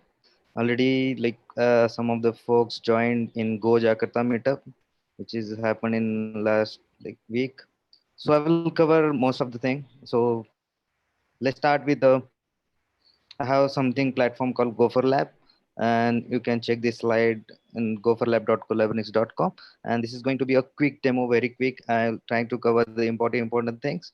Let's start the what is Go and why we need to learn this language and why Go language. We'll see first why Go language. It's good to know every time the little bit history about a programming language and why this programming need to learn and what is the feature, and we'll see some little bit history around it. And let's see, this is the few folks created this Go language back in 2010.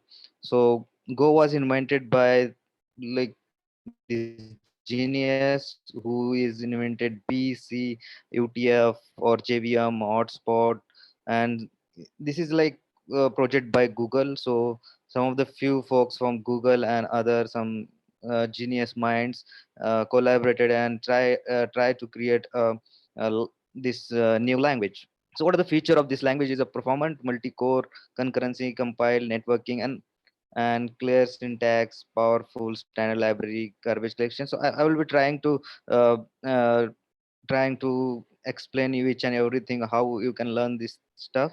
And it's a portable, you can install in Mac OS or any operating system, and you can use this particular uh, Golang on kind of cross platform.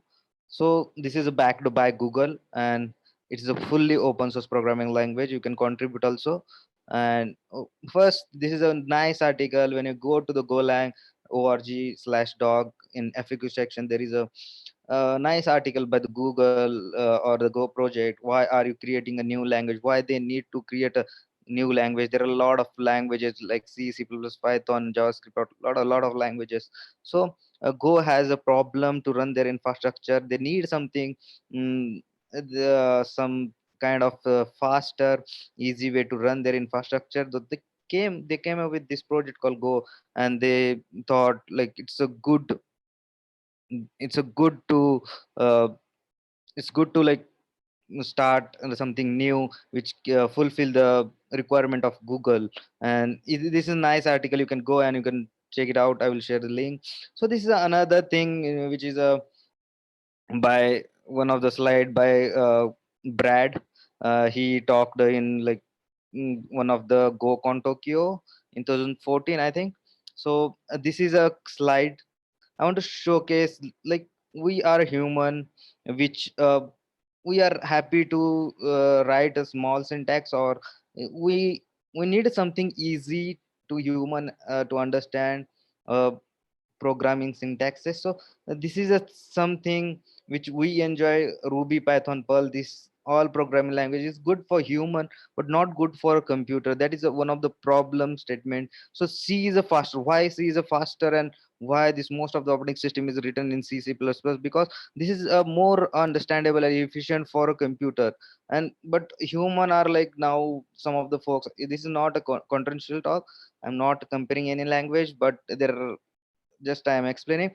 So this Python, Perl, and this has a very easy syntax you can learn, but not good for computer to understand. But Go is something like easy for computers also, and easy for humans also. So that's the one of the thing I like about Go language. So another thing is that code beauty and what is the efficiency and concurrency. So this programming language Go is a in when you talk about a beautiful straight code or the concurrency, Go is the top of the food chain of all these particular languages. So one of the thing, when I run the like I have done like coding in different languages, but when you come to the Python, JS, or Ruby, anything, there is no good concurrency feature. But Go has very unique, like very fast concurrency, one of the feature. So this is the thing. uh, this is the thing is Go is like straightforward, and with this efficient concurrency feature, this is one of the good thing created by this project, and a lot of people are using in different projects and open source things. Let's This is an article you can read, like about Go. One of the author of Go in Action book, you can read it out. So I will this is like which are the companies using Go, little bit I will try to cover. Google, YouTube, and yeah, even Apple also adopted this particular language. uh, Dropbox and this some of the companies, and Docker is written in Go, and Flipboard, and then there are a lot of companies which is like using Go, and they are hiring Golang developers. There are a lot of things. So this is like complete. This is a just quick introduction. Let's hand over to, you can just visit to this particular Gopher lab I have created few years back. So let me put into the chat box. This is, you can visit if you want to do a live session, live hands-on with me. So this is when this is a home page where I have the different tag. This first slide, if you want to check why Go, this is which I explained recently. So you can check this slide, and when you visit this particular Go for beginner track, uh, so you'll get Go 101. So I will try to cover up the Go 101 like as much faster I can, and after that we'll do the QA session. And let's start with first thing first. So you'll get this kind of view. My slides and all contents in that slide you can open up if you are not visible, or if you are watching on mobile or anywhere.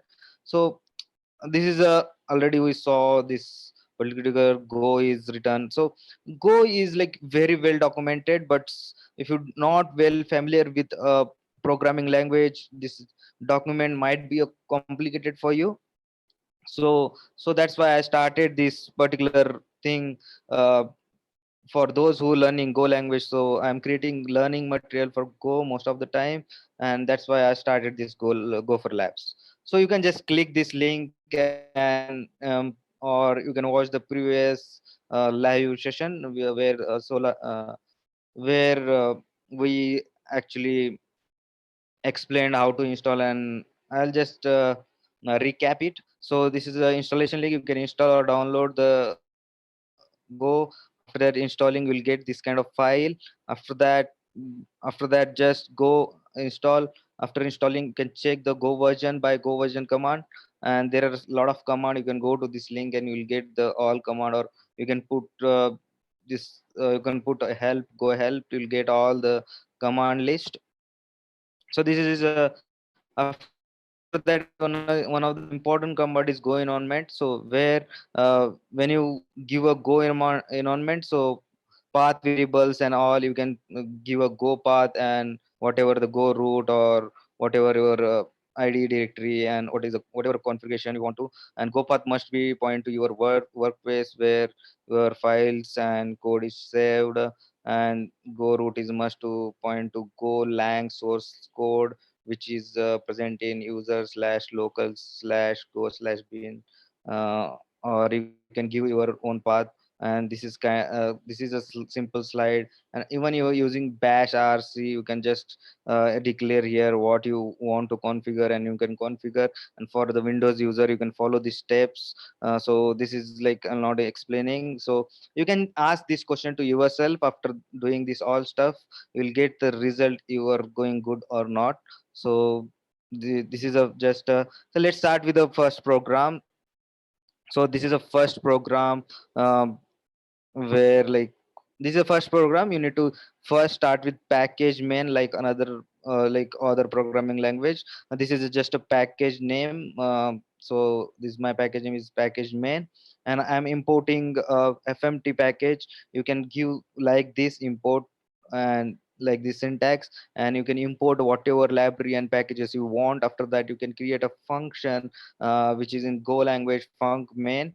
And after that, you can just give a fmt.println. What is fmt? Fmt is a formatting, and is inherited by more like you can use println, scanf, kind of things, formatting things, which is defined in fmt package. So you can use that feature. So I'm printing hello world. So this is a first program, like where you can just do print a decimal or binary whatever numbers.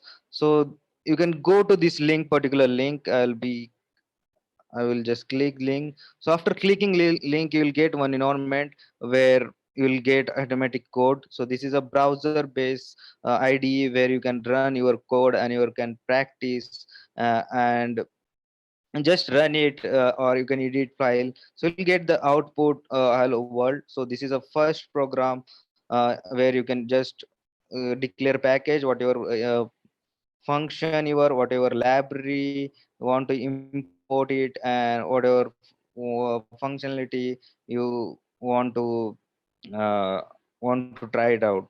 So this is the explanation I explained for each and every line. So you can go, and if you are not using this particularly, you can install a particular go on your IDE VS code or your PC. After saving, you can save your this file into some name like main.go I saved. If you want a binary, you can put in command, go to that particular directory. After that, go build main.go. It will give a binary. After binary, you can run that binary and you'll get output. If you don't want to generate a binary, you can directly run main.go. It will give a output. So when I run this file, I will get a hello world. So this is a little bit about this thing. This is a good book. You can go and read little bit about what is go fundamental, what is the packages and all. And you can ask this question, and you can try this some question and change in your code and try to understand it. So this is a good way to understand or learn any programming language, to ask question yourself. So let's move forward. The next slide will be a, so you know already how to create a first program. So now we'll move forward to next particular our session, which is hands-on on number system. So we'll see some of the more stuff. So we already saw the how to print a hello world. So if you want to uh, print out a decimal number, you need to just give a decimal error into print ln 42, so it will print a 42 as output. So if you want a binary number, so you need to give a abbreviation called percentage b. And so in this parameter I am giving this abbreviation d for decimal, abbreviation percentage b. This is a modulo b for abbreviation for binary, and I am passing this particular whatever parameter I want. So I'm passing 42 as a decimal, so it will print 42 as a decimal and 42 as a binary. So you need to give a just a abbreviation. It's easy. So click this link, and you can just try it out on browser based id, and you can run, you will get this output. After that, this is some cheat sheet for you do or play with number system or characters. So this is an, you can use this abbreviation for different format, maybe utf 8 format, or hexadecimal, or like literals, uh, or like binary characters or whatever. This is a kind of cheat sheet you can follow. And next thing is that hexadecimal. For hexadecimal, if you want a lower letter, you can give in modulo x the particular this syntax I have declared here. So let's see this in live. So first you need to do a declare package, after the fmt, after that the func main, uh, after that particular decimal number, your this for decimal, this is for binary, and this is for hexadecimal. After that you can pass your parameter, and as similar to the c programming, you can give a slash n, and for the tab you can give slash t. And when I run this particular stuff, so I will get a particular 42 as a decimal, my binary and hexadecimal. And if you want this in lower and upper case, so give this particular parameter or abbreviations. So let's move. So you can declare a loop. So we'll see this all we see in the decimal or binary, hexadecimal. So we'll just print out a loop. So if you want to declare a loop, so create a for loop, and I short variable declaration. So we will see in the next session what is the short variable declaration. I is equal to, is pretty much similar syntax to the c programming. After that you can give a whatever parameter you want to iterate. So each iteration it will print a particular binary or decimal number and hexadecimal number like this. So you can give a whatever range you want up to. And this is a simple program to understand for loop or the iteration you can print. And next thing, and one of the creator of the go language is the creator of utf. So they bring support to like the or this go language support to utf format. So if you don't know what is utf, you can read this particular article, and let's see what is the utf and how to print it utf. So you need to give this abbreviation called percentage q. So it will give a particular this kind of ascii values. So this is a utf format of all the symbol or ascii character. We are just printing a particular binary, decimal, and hexadecimal and utf format. You can give a percentage d for decimal, percentage b for binary, x for hexadecimal, and q for the whatever your literal or this utf format you want to print it. So it will go in for loop and print after each iteration. So let's move forward. This is a session on this number system. Let's move forward to next one. So next one we deep dive into variable and constant. So we'll see how to declare variable, how to declare a short variable, and what is the constants in go language. So in computer science there is two things very hard. I think it's not difficult, but sometimes it's hard. So one thing is catching invalidation and naming thing. So if you want to name a variable and all, sometimes it's very difficult if you're developing big kind of application.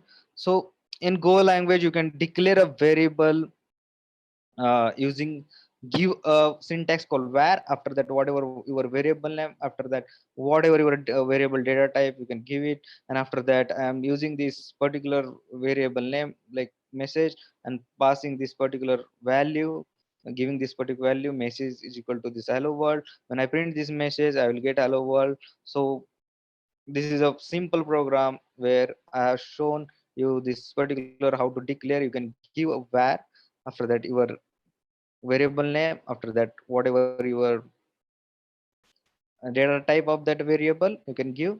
And that's the declaration of variable in simple way. And let's see another ways around it. So in this program, let's say I have declared the variable called message of type of string. You can declare a particular multiple variables in one line, where abc type of int. After that, I gave a value to this, and I will get a particular. First it will print hello world. After that, there is value a is equal to 1. After that, I not declared any value for b and c, so it will give us 0. So let's move forward. Is the one way you can declare like this. Also, you can just directly pass the values for it, where a b c type of int, after is equal to whatever value, and you can whole print out this thing. This is a one way you can use it. Another way, you can give a particular boolean statements also. And let's say I have run this program, so it will give a particular, you can declare boolean statement also. So let's see, you can declare a particular variable with 0 value. So for the value, if you want to check the value, there is a particular syntax called abbreviation called like v. You need to give this syntax, and I have not given any value for that, just declared on what is the data type. After that, I'm printing this, so I will get a data type, what is the values for this. And this is a pretty much with a variable with 0 value.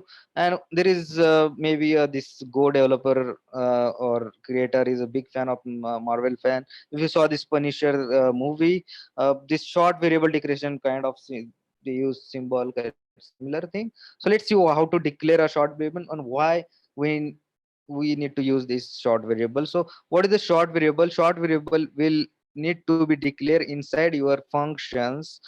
It's not outside a global variable. You can declare global, but what is the use of this?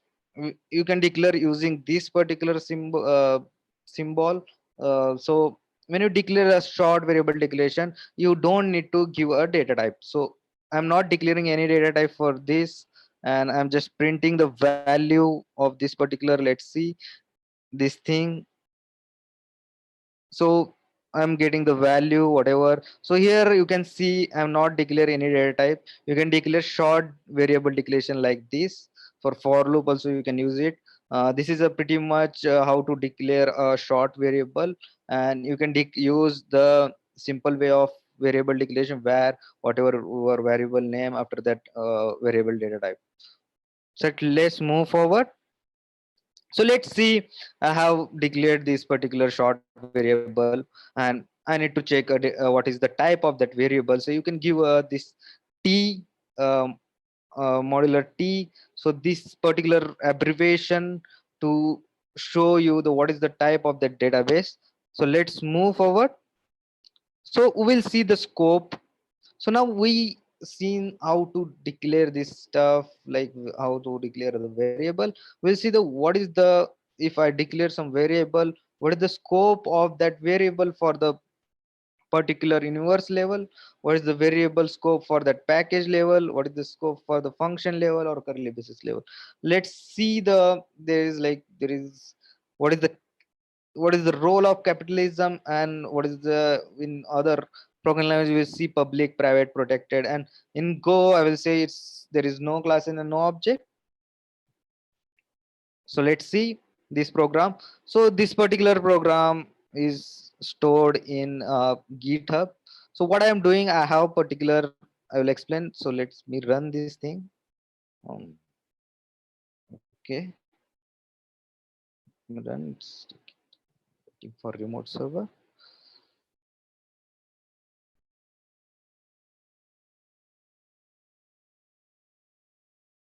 So let me format it once, run it.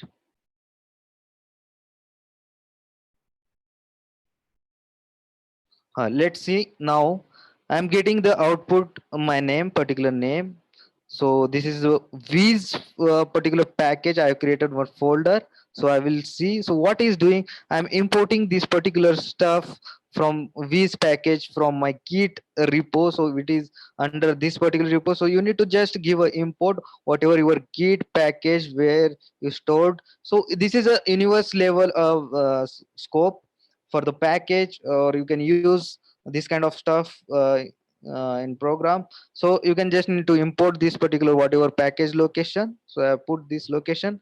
After that I am passing the v's. Under that I have declared this particular variable, and this is I am just inside this particular package. I have one particular function. So I'm calling that function. After that function it will executing this whatever inside this packages, whatever file inside this viz uh, package. So it will be this. So it will give a my name. After that it will say future rock star programmer. You can just put your name also. You can try to edit.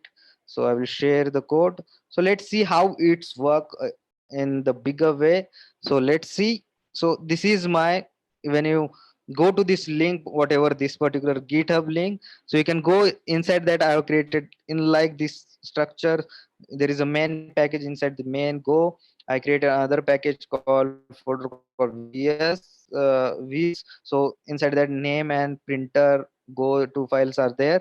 So what is the inside this name and go, and how to expose your particular variable, and how to expose your particular function. We'll see and how I'm getting outside. So I'm not I'm running this particular stuff in a particular environment. So it's has a universe level. You can run this particular program anywhere, and it will access this particular uh, variable and particular function. So how to declare, let's see. So let me zoom it. So is it visible? Yes, yes. Yeah. So you need to do particular, you need to declare the particular variable with capital name. So I am declaring my variable with capital name, so it will expose to outside world. So you need to give a capital. If you want to expose the particular function, you need to give in a capital print var. So here you can see func p is a capital here. If you want to expose to universe or outside anywhere you want to use, so you can give this capitalism. So this pretty much with this particular, this is how it's work. You can check it out on these slides after that. So let's move forward the package level. So where here I have declared after in package above this func main, I have declared var x is equal to 42, and when I run this program it will execute func main, and after that it it will print a 2 time 4242 because it is a package level I declared in global level. In package, so var x equal to 2, so it will print first it will run func main, and it will print 42. After that it will run the function, and after that it will particularly print out this particular function, and it will print out 42 again. So output will be 42. Let's see the, if you have a variable and not using it in program, so go will give the error. So let's say I have declared a b c 3 variable and not using this variable anywhere. So it will go will see. So you can give a black identifier this using dash if you're not using, you not want to, like you want to use, but like you want to declare a variable with not to use. So you can give this dash. So where instead of c you can give this dash, so it like kind of variable, it act like variable, and now you can use it. This is the proper way of so there is a concept of blank identifier in go. So this is a scope. We see this package level scope, and we saw this function level scope. Inside a function, if you declare this uh, particular variable, so it will scope of this particular variable will be to this function. So let's move forward. Curly brace, inside a curly braces, if you give, so it will scope of this particular variable will be inside this up to this particular uh, curly braces. If you give outside curly braces the variable declaration, so it will not print this, it will say the invalid code. So let's move forward. What is the constant? So you can mm, there are like a lot of keywords in Go language. There is a few keywords in Go language. So how to define the declare or define constants? You can give this particular const keyword to declare a particular constant. So you can just give const, or it's similar to variable. So constant a is equal to 42, so I am giving directly constant whatever the values are. And after that, let's see the first how to. So let's say I have created these three constants. After that, I am printing this constant. After that, I am checking the what is the type of this constant. So this is a type of the constant, and this is the value printed. So you can check it out. Let's this is completed. Now this, let's see the next. So we covered the variable and constant declaration. Let's move forward. What is the decision making Go? We will see the loop, for loop, and there is no while loop in Go language. We will see what is the switch and what are the other conditions. So if there is a one code from Albert Einstein. If I had an hour to solve a problem, I'll spend 55 minutes to think about the problem and 5 minutes think about the solution. This is a pretty much similar statement while people come to the decision making or for loop uh, or if they are writing a code. This is like good logic. You can spend more time on problem and you will get automatic solution. So let's move forward through this session. Loop, what is a loop, how to declare it? You just need to declare loop like similar to the other programming languages. Let's say we have the for loop. So you declare the for loop, whatever initialization condition. After that, the whatever incremental or decremental or what is the range of the condition. Let's say I is equal to 3, up to which condition you need to iterate this. After that, you can give a incremental or decremental post, like I plus plus I minus minus. So let's see the different way. And there is no while loop in Go. So let's see the different way. So you can declare, I declared here the particular variable name called I. So I declared a short variable I is equal to 1, and you can I declare for loop I less than is equal to 3, and for I'm printing this particular stuff. After that, I am adding a particular I into plus. So first iteration it will be I plus 1, I plus 2, like 3. It will print in every iteration. It will print a number here. So after that, this is another for loop. You can declare like this. As per your condition, you can declare like this. For j is equal to 7, j less than is equal to 9, and it will print the number from 7 8 9. It will print number 1 2 3. After that, I give n modulo 2, so it will print whatever the uh, numbers between these 1 3 5 whatever. So this kind of, you can declare like this, you can declare like this, you can declare like this in Go. This is the different ways of, it's similar to C programming. So this is a simple program where I shown you the how to use the for loop. So let's move forward. If you are a big fan, there is no while loop, but you are a big fan of while. So this is while kind of while stylish uh, for loop. So you can use I declare the particular the variable I is equal to 0, and particular for I less than 10, and after you can print, you can check this link, you can try it. And there is a, you can use a nested loop. So similar to for loop inside other programming language. So we'll see this statement, and you can declare the for loop. This for, it's not a use case of, just I am showing this is one of features. So you can declare a for loop with no condition. So there is no condition. You can declare like this. You can use break statement as a, so for stopping a loop. You can use a continuation of the iteration or moving continuous. You can use a continuous statement. So there is another. Let's see what is the rune and what is the beside program or logic behind it. So let's see this program, what is done, and it support UTF format. Is it visible? Is it visible? Yes. Yeah. So this is a package. I had declared created a small program to understand what is the happening beside this loop, what is the rune, how this UTF format will generate, and a lot of stuff. So this is a just a back end kind of code. And if you are trying this particular thing on Mac, it will work. If you are using in Windows Win32 API, you need to just change this I iteration 256 250 250 to 256, so it will work. So I have just explained here what happened in like higher level. So let's see. So I have created this for loop. After that, we just iterating string I, and we are just printing this byte whatever, and we are taking the, let's see this in live. And let's say I have this thing. So what happening here, first thing I'm passing this number, whatever number here. So each iteration it will print 250, 251, 252, whatever, up to like this limit. After that, string I, I'm giving this particular string I is a something where it will give a value of this particular string. What is this, whatever, uh, as per the ASCII chart.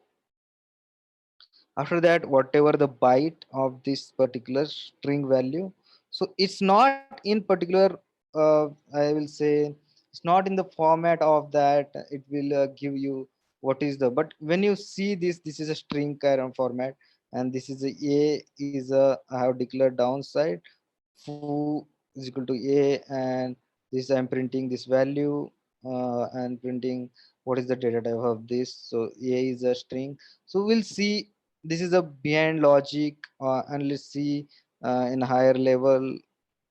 So let's say in this, let's say I'm getting value of each thing, what is the value. So we'll see that this thing is here is changed and this thing is changed.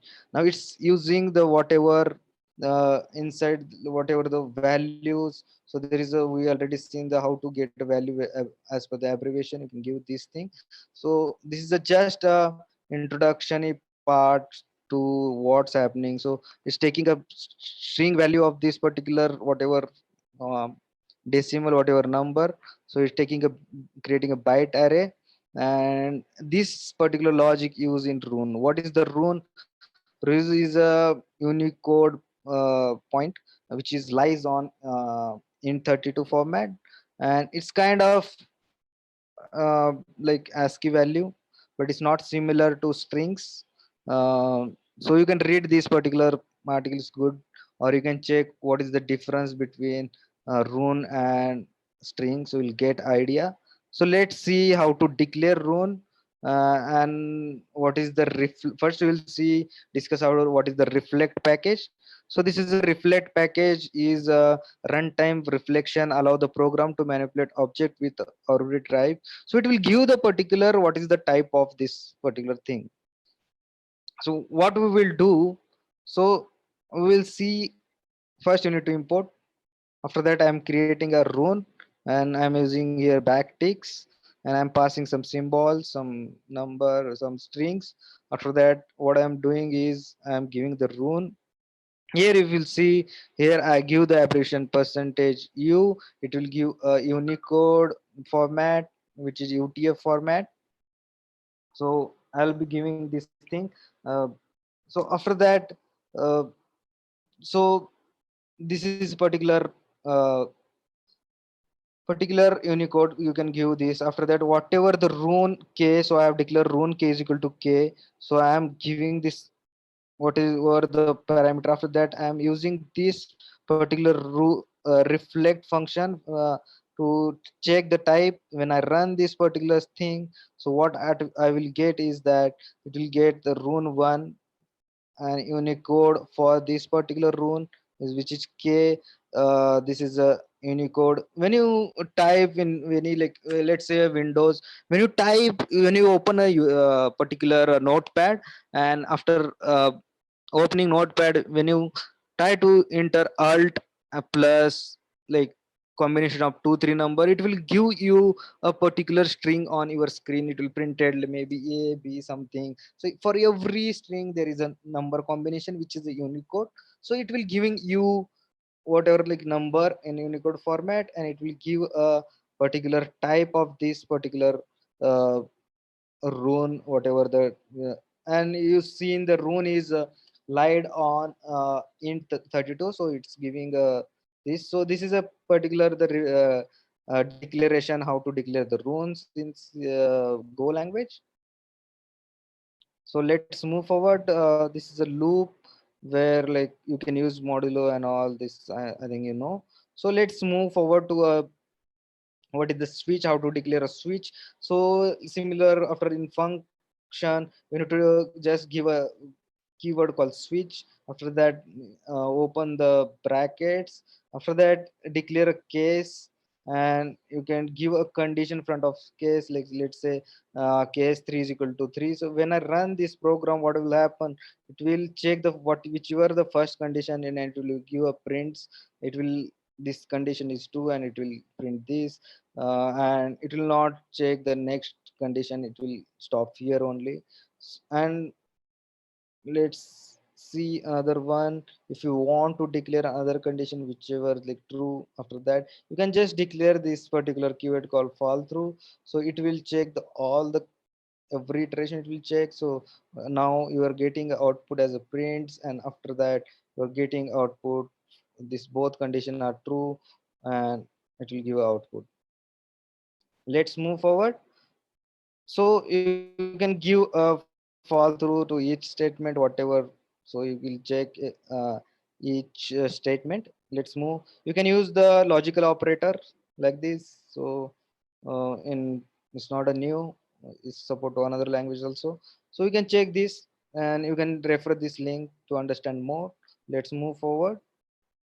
So next will be we saw decision making, and there is a particular like block for each and every after slide. You can check that one also. I have explained in kind of in simpler way, and there is a lot of programs.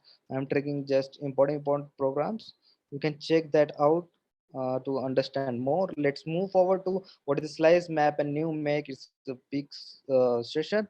So this is big slide. Let's finish this up and understand what is the slices, map, new, and make, and struct, and how to declare, and how it is the different, where to use, and what is the rules for that. So let's move. So there are a lot of the types, the Boolean, numeric, strings type, array type, slice type, struct, and there is a lot of type. You can go to golang.org reference specification. You will get this type and what are the types supported to Golang. Slice is kind of array. So how to declare a slice? We will see this program. Let's see this program. So I have created this particular variable with short variable declaration. After that, I am creating a byte array, this type of string, like I'm creating one array kind of stuff, and I'm passing this value. After that, I'm printing this particular slice. So my value will be a b c g m z. So after that, I am giving the particular slice in slice. Now I have this particular slice, my name. After I'm giving the range particular, using that this range 0 1 2 3, whatever the index of this particular variables, according to this, that it will print. After that, this is something I want to showcase. This is a little bit different. So now 0 1 2 3 4 5. So it, what it will do, so if you give like this, what is this, is an index of this particular array, and this is a slice. You need to declare like this. So I'm giving the, as per index it will check. So what is the, I'm passing value to 0 1 2, the c. So what is, whatever the c value in the ASCII character, it will return this particular stuff. So let's move. This is a particular different way of playing with. You can use slice and slice. You can give indexing. So let's say I want the index to whatever the 2012. So it will print C only. So you can pass the indexes. You can give the ranges, and you can do pretty. This is how you declare a particular slice in short format. Let's move forward.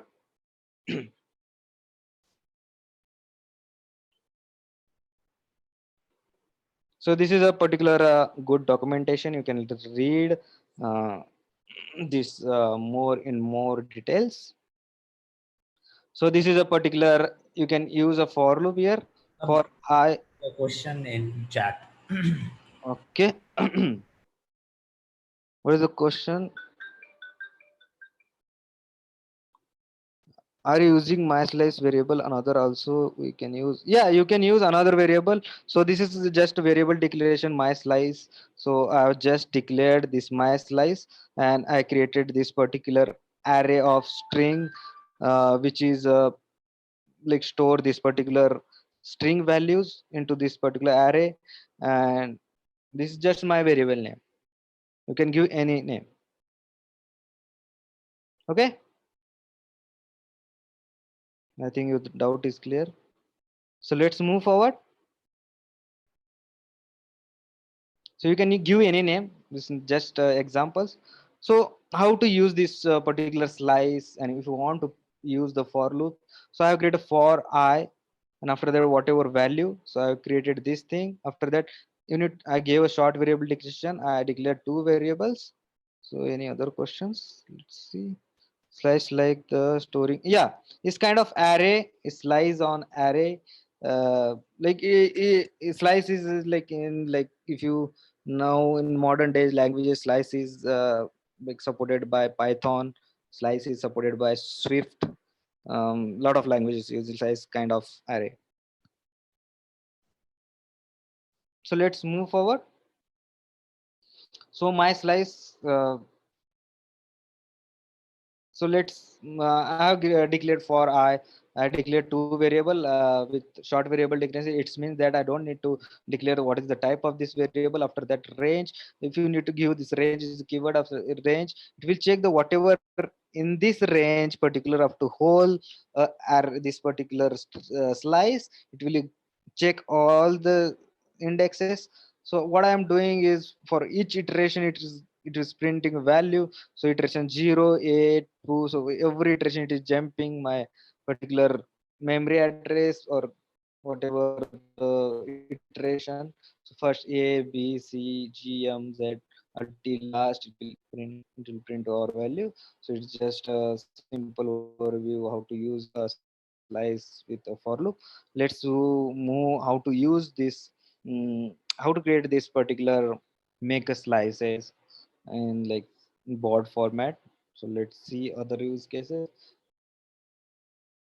So what I did is here I took a particular good morning or like this welcome, like good morning, namaste kind of in different languages. So this is just I passed this particular string in this particular slice. So this is my slice. So I created one particular thing. So what it will do in this particular for loop, it's just printing this iteration a number 0, 1, 2, 3, and every iteration it's printing this particular.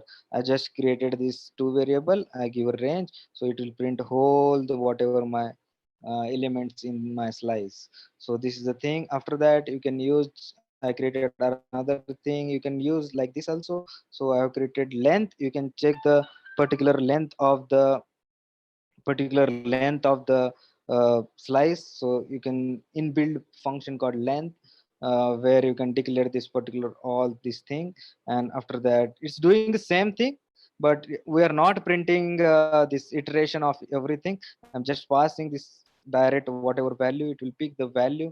Let's say 0, 1, 2. It will give all up to this particular whatever the length of this slice. So you can do like that.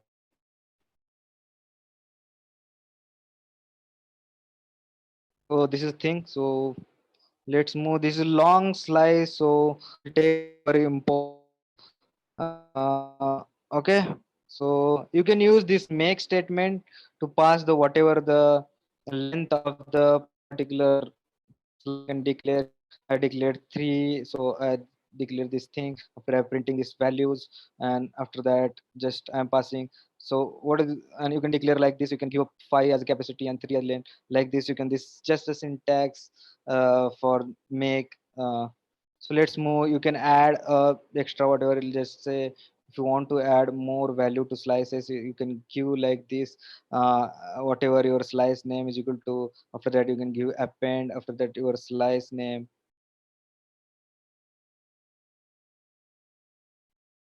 No, no, no. You can give. Yeah, you can like. I'm just printing the in this particular this thing. Okay. Which program? Yeah, I think. Yeah, this one. So this thing is for I, you can give any name. Okay, I'm just giving current entry, so you can give any, this is just a variable name, so you can use anything. Okay, you can use any kind of name, whatever you relevant, it's just a variable name.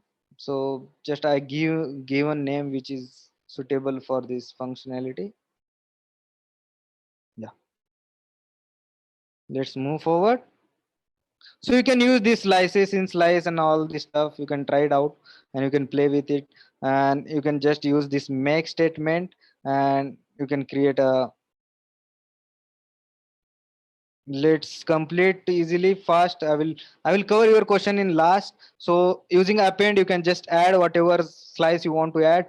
Use this syntax, greet is equal to append, and whatever your uh, slice name, after that you can pass the whatever value you want to add, so it will add. You want to increase capacity, you can just add append, or you can check the length and capacity by the inbuilt function called length, and you can check this particular node slide by side. You can check, you can use this slice and slice. So let's say I have two slices and I'm just append two slices into one, and after that adding two slices and created another variable. I created two variable my slice, and I am adding two, and when I print this, what it will do, it will give 1 2 3 4 5 6 7 8 whole two slices in one combine.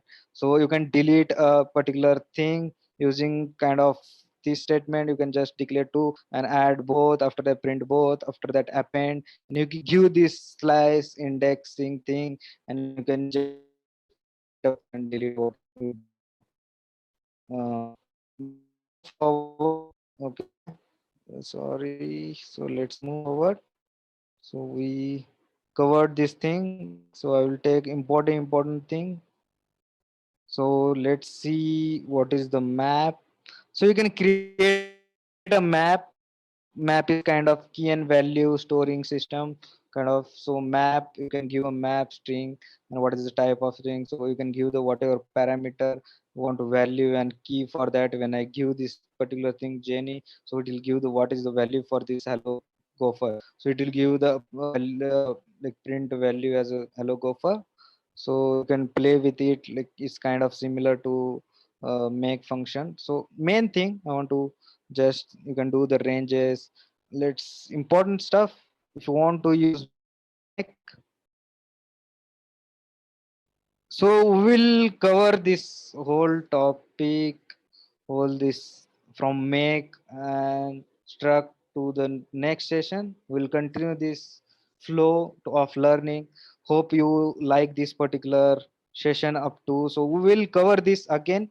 We'll start this particular make func and this slices thing from type. From here you can cover, we can cover this all stuff. I have different tag, go 102 103, and you can, if you like it, you can go to this particular repo, and you can contribute to it. So I'll be sharing this link over here.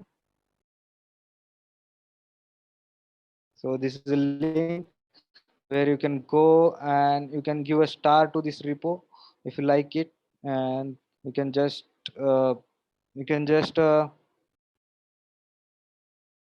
will sharing this repo. Now we will cover this particular in next stream. This is a like going to be like long session for me also, and we will cover this whatever remaining things we'll cover. Okay. Yeah, thank you, Sangam. Thank you so much for this great session on Go. I'm sure that people must have enjoyed the session. And so he covered all the things from beginning, how it was created, why it was created, then variables, for loops, slices, how to create sample programs that you can try. So this particular link, go there, it's free for everyone to use and will always be free. So you go there, start your journey towards Go, and we are there in Slack channels, on Twitter, and everywhere where you can ask questions. So even on the channel itself, you can see there's a chat bot. You can ask your questions here. It will come directly to us. We'll answer you. So all these things are there to help you out. Spread the word even to your friends who want to learn something new, who unfortunately have lost their jobs due to this pandemic situation, and they can upskill and gain in the new tech.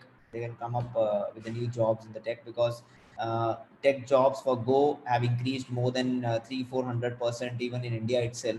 So you can see that this space is growing massively. Another thing that Sangam is showing on the page is OSConf. So do register for OSConf. It is a joint effort by a lot of communities like Docker, India, Rancher Meetup, Time Series, Okteto, Cloud Native Data Management. So all these meetup communities from Bangalore, they are coming together. We are having some great set of sessions planned for you. It will be a bigger session than this. It will be more than, I think, 6 hours, around 6 or 7 hour sessions, with the tea breaks, with breaks, breakout sessions, and all that. So a lot of great topics here as well. Join us next week with the on the OSCON. This will be a typical conference style where you have PPT and all that stuff. And we'll meet maybe next Sunday for another live stream for our session, where we'll again go some of the next parts of Go, and let's see what else we can cover on the next streams. Thank you all who stayed over here, and thank you on the YouTube. There were no links for the YouTube folks that were posted today. Not much of the links like the last time. Still, if you have anything, you can shoot me up on Twitter. I can help you out with all the chat, the questions that happened. We read out the questions loud enough because the chat is disabled on YouTube. Next time we might try to enable it as well. So let's wrap up the session, and we'll see you next week with another set of topics. And share it as much as you can, because the more you share, the more it motivates us to come live stream again and again, and learn more and share more. That's how it works. Thank you all for coming. I Uh, hope I covered a lot of stuff. yeah, Sangam, you did a fabulous job, man. It was really helpful. Yeah, I will cover next stuff, Right. whatever your track. We'll follow the track. If you want to learn, you can go this particular link, and you can learn by yourself. There is all documentation is there. You don't need any, even in mobile also. You can just go, and there is already the web based IDs there. You can just learn it. Yeah. Right. So we'll be covering these topics and in person. This is kind of a interactive session that we do with you all. So share it as much as you can. Few things that I need is share it as much as you can, so that we'll have good audience. We tell that we are doing these sessions for everyone out there in the world. They can view it. The recording will be out soon. All these sessions are recorded, so recording will be out soon, and I will be posting on Slack channel, Twitter, everywhere. So all these things will be there. Thank you all for the stream. I'm ending the stream. Bye bye. Have a nice day.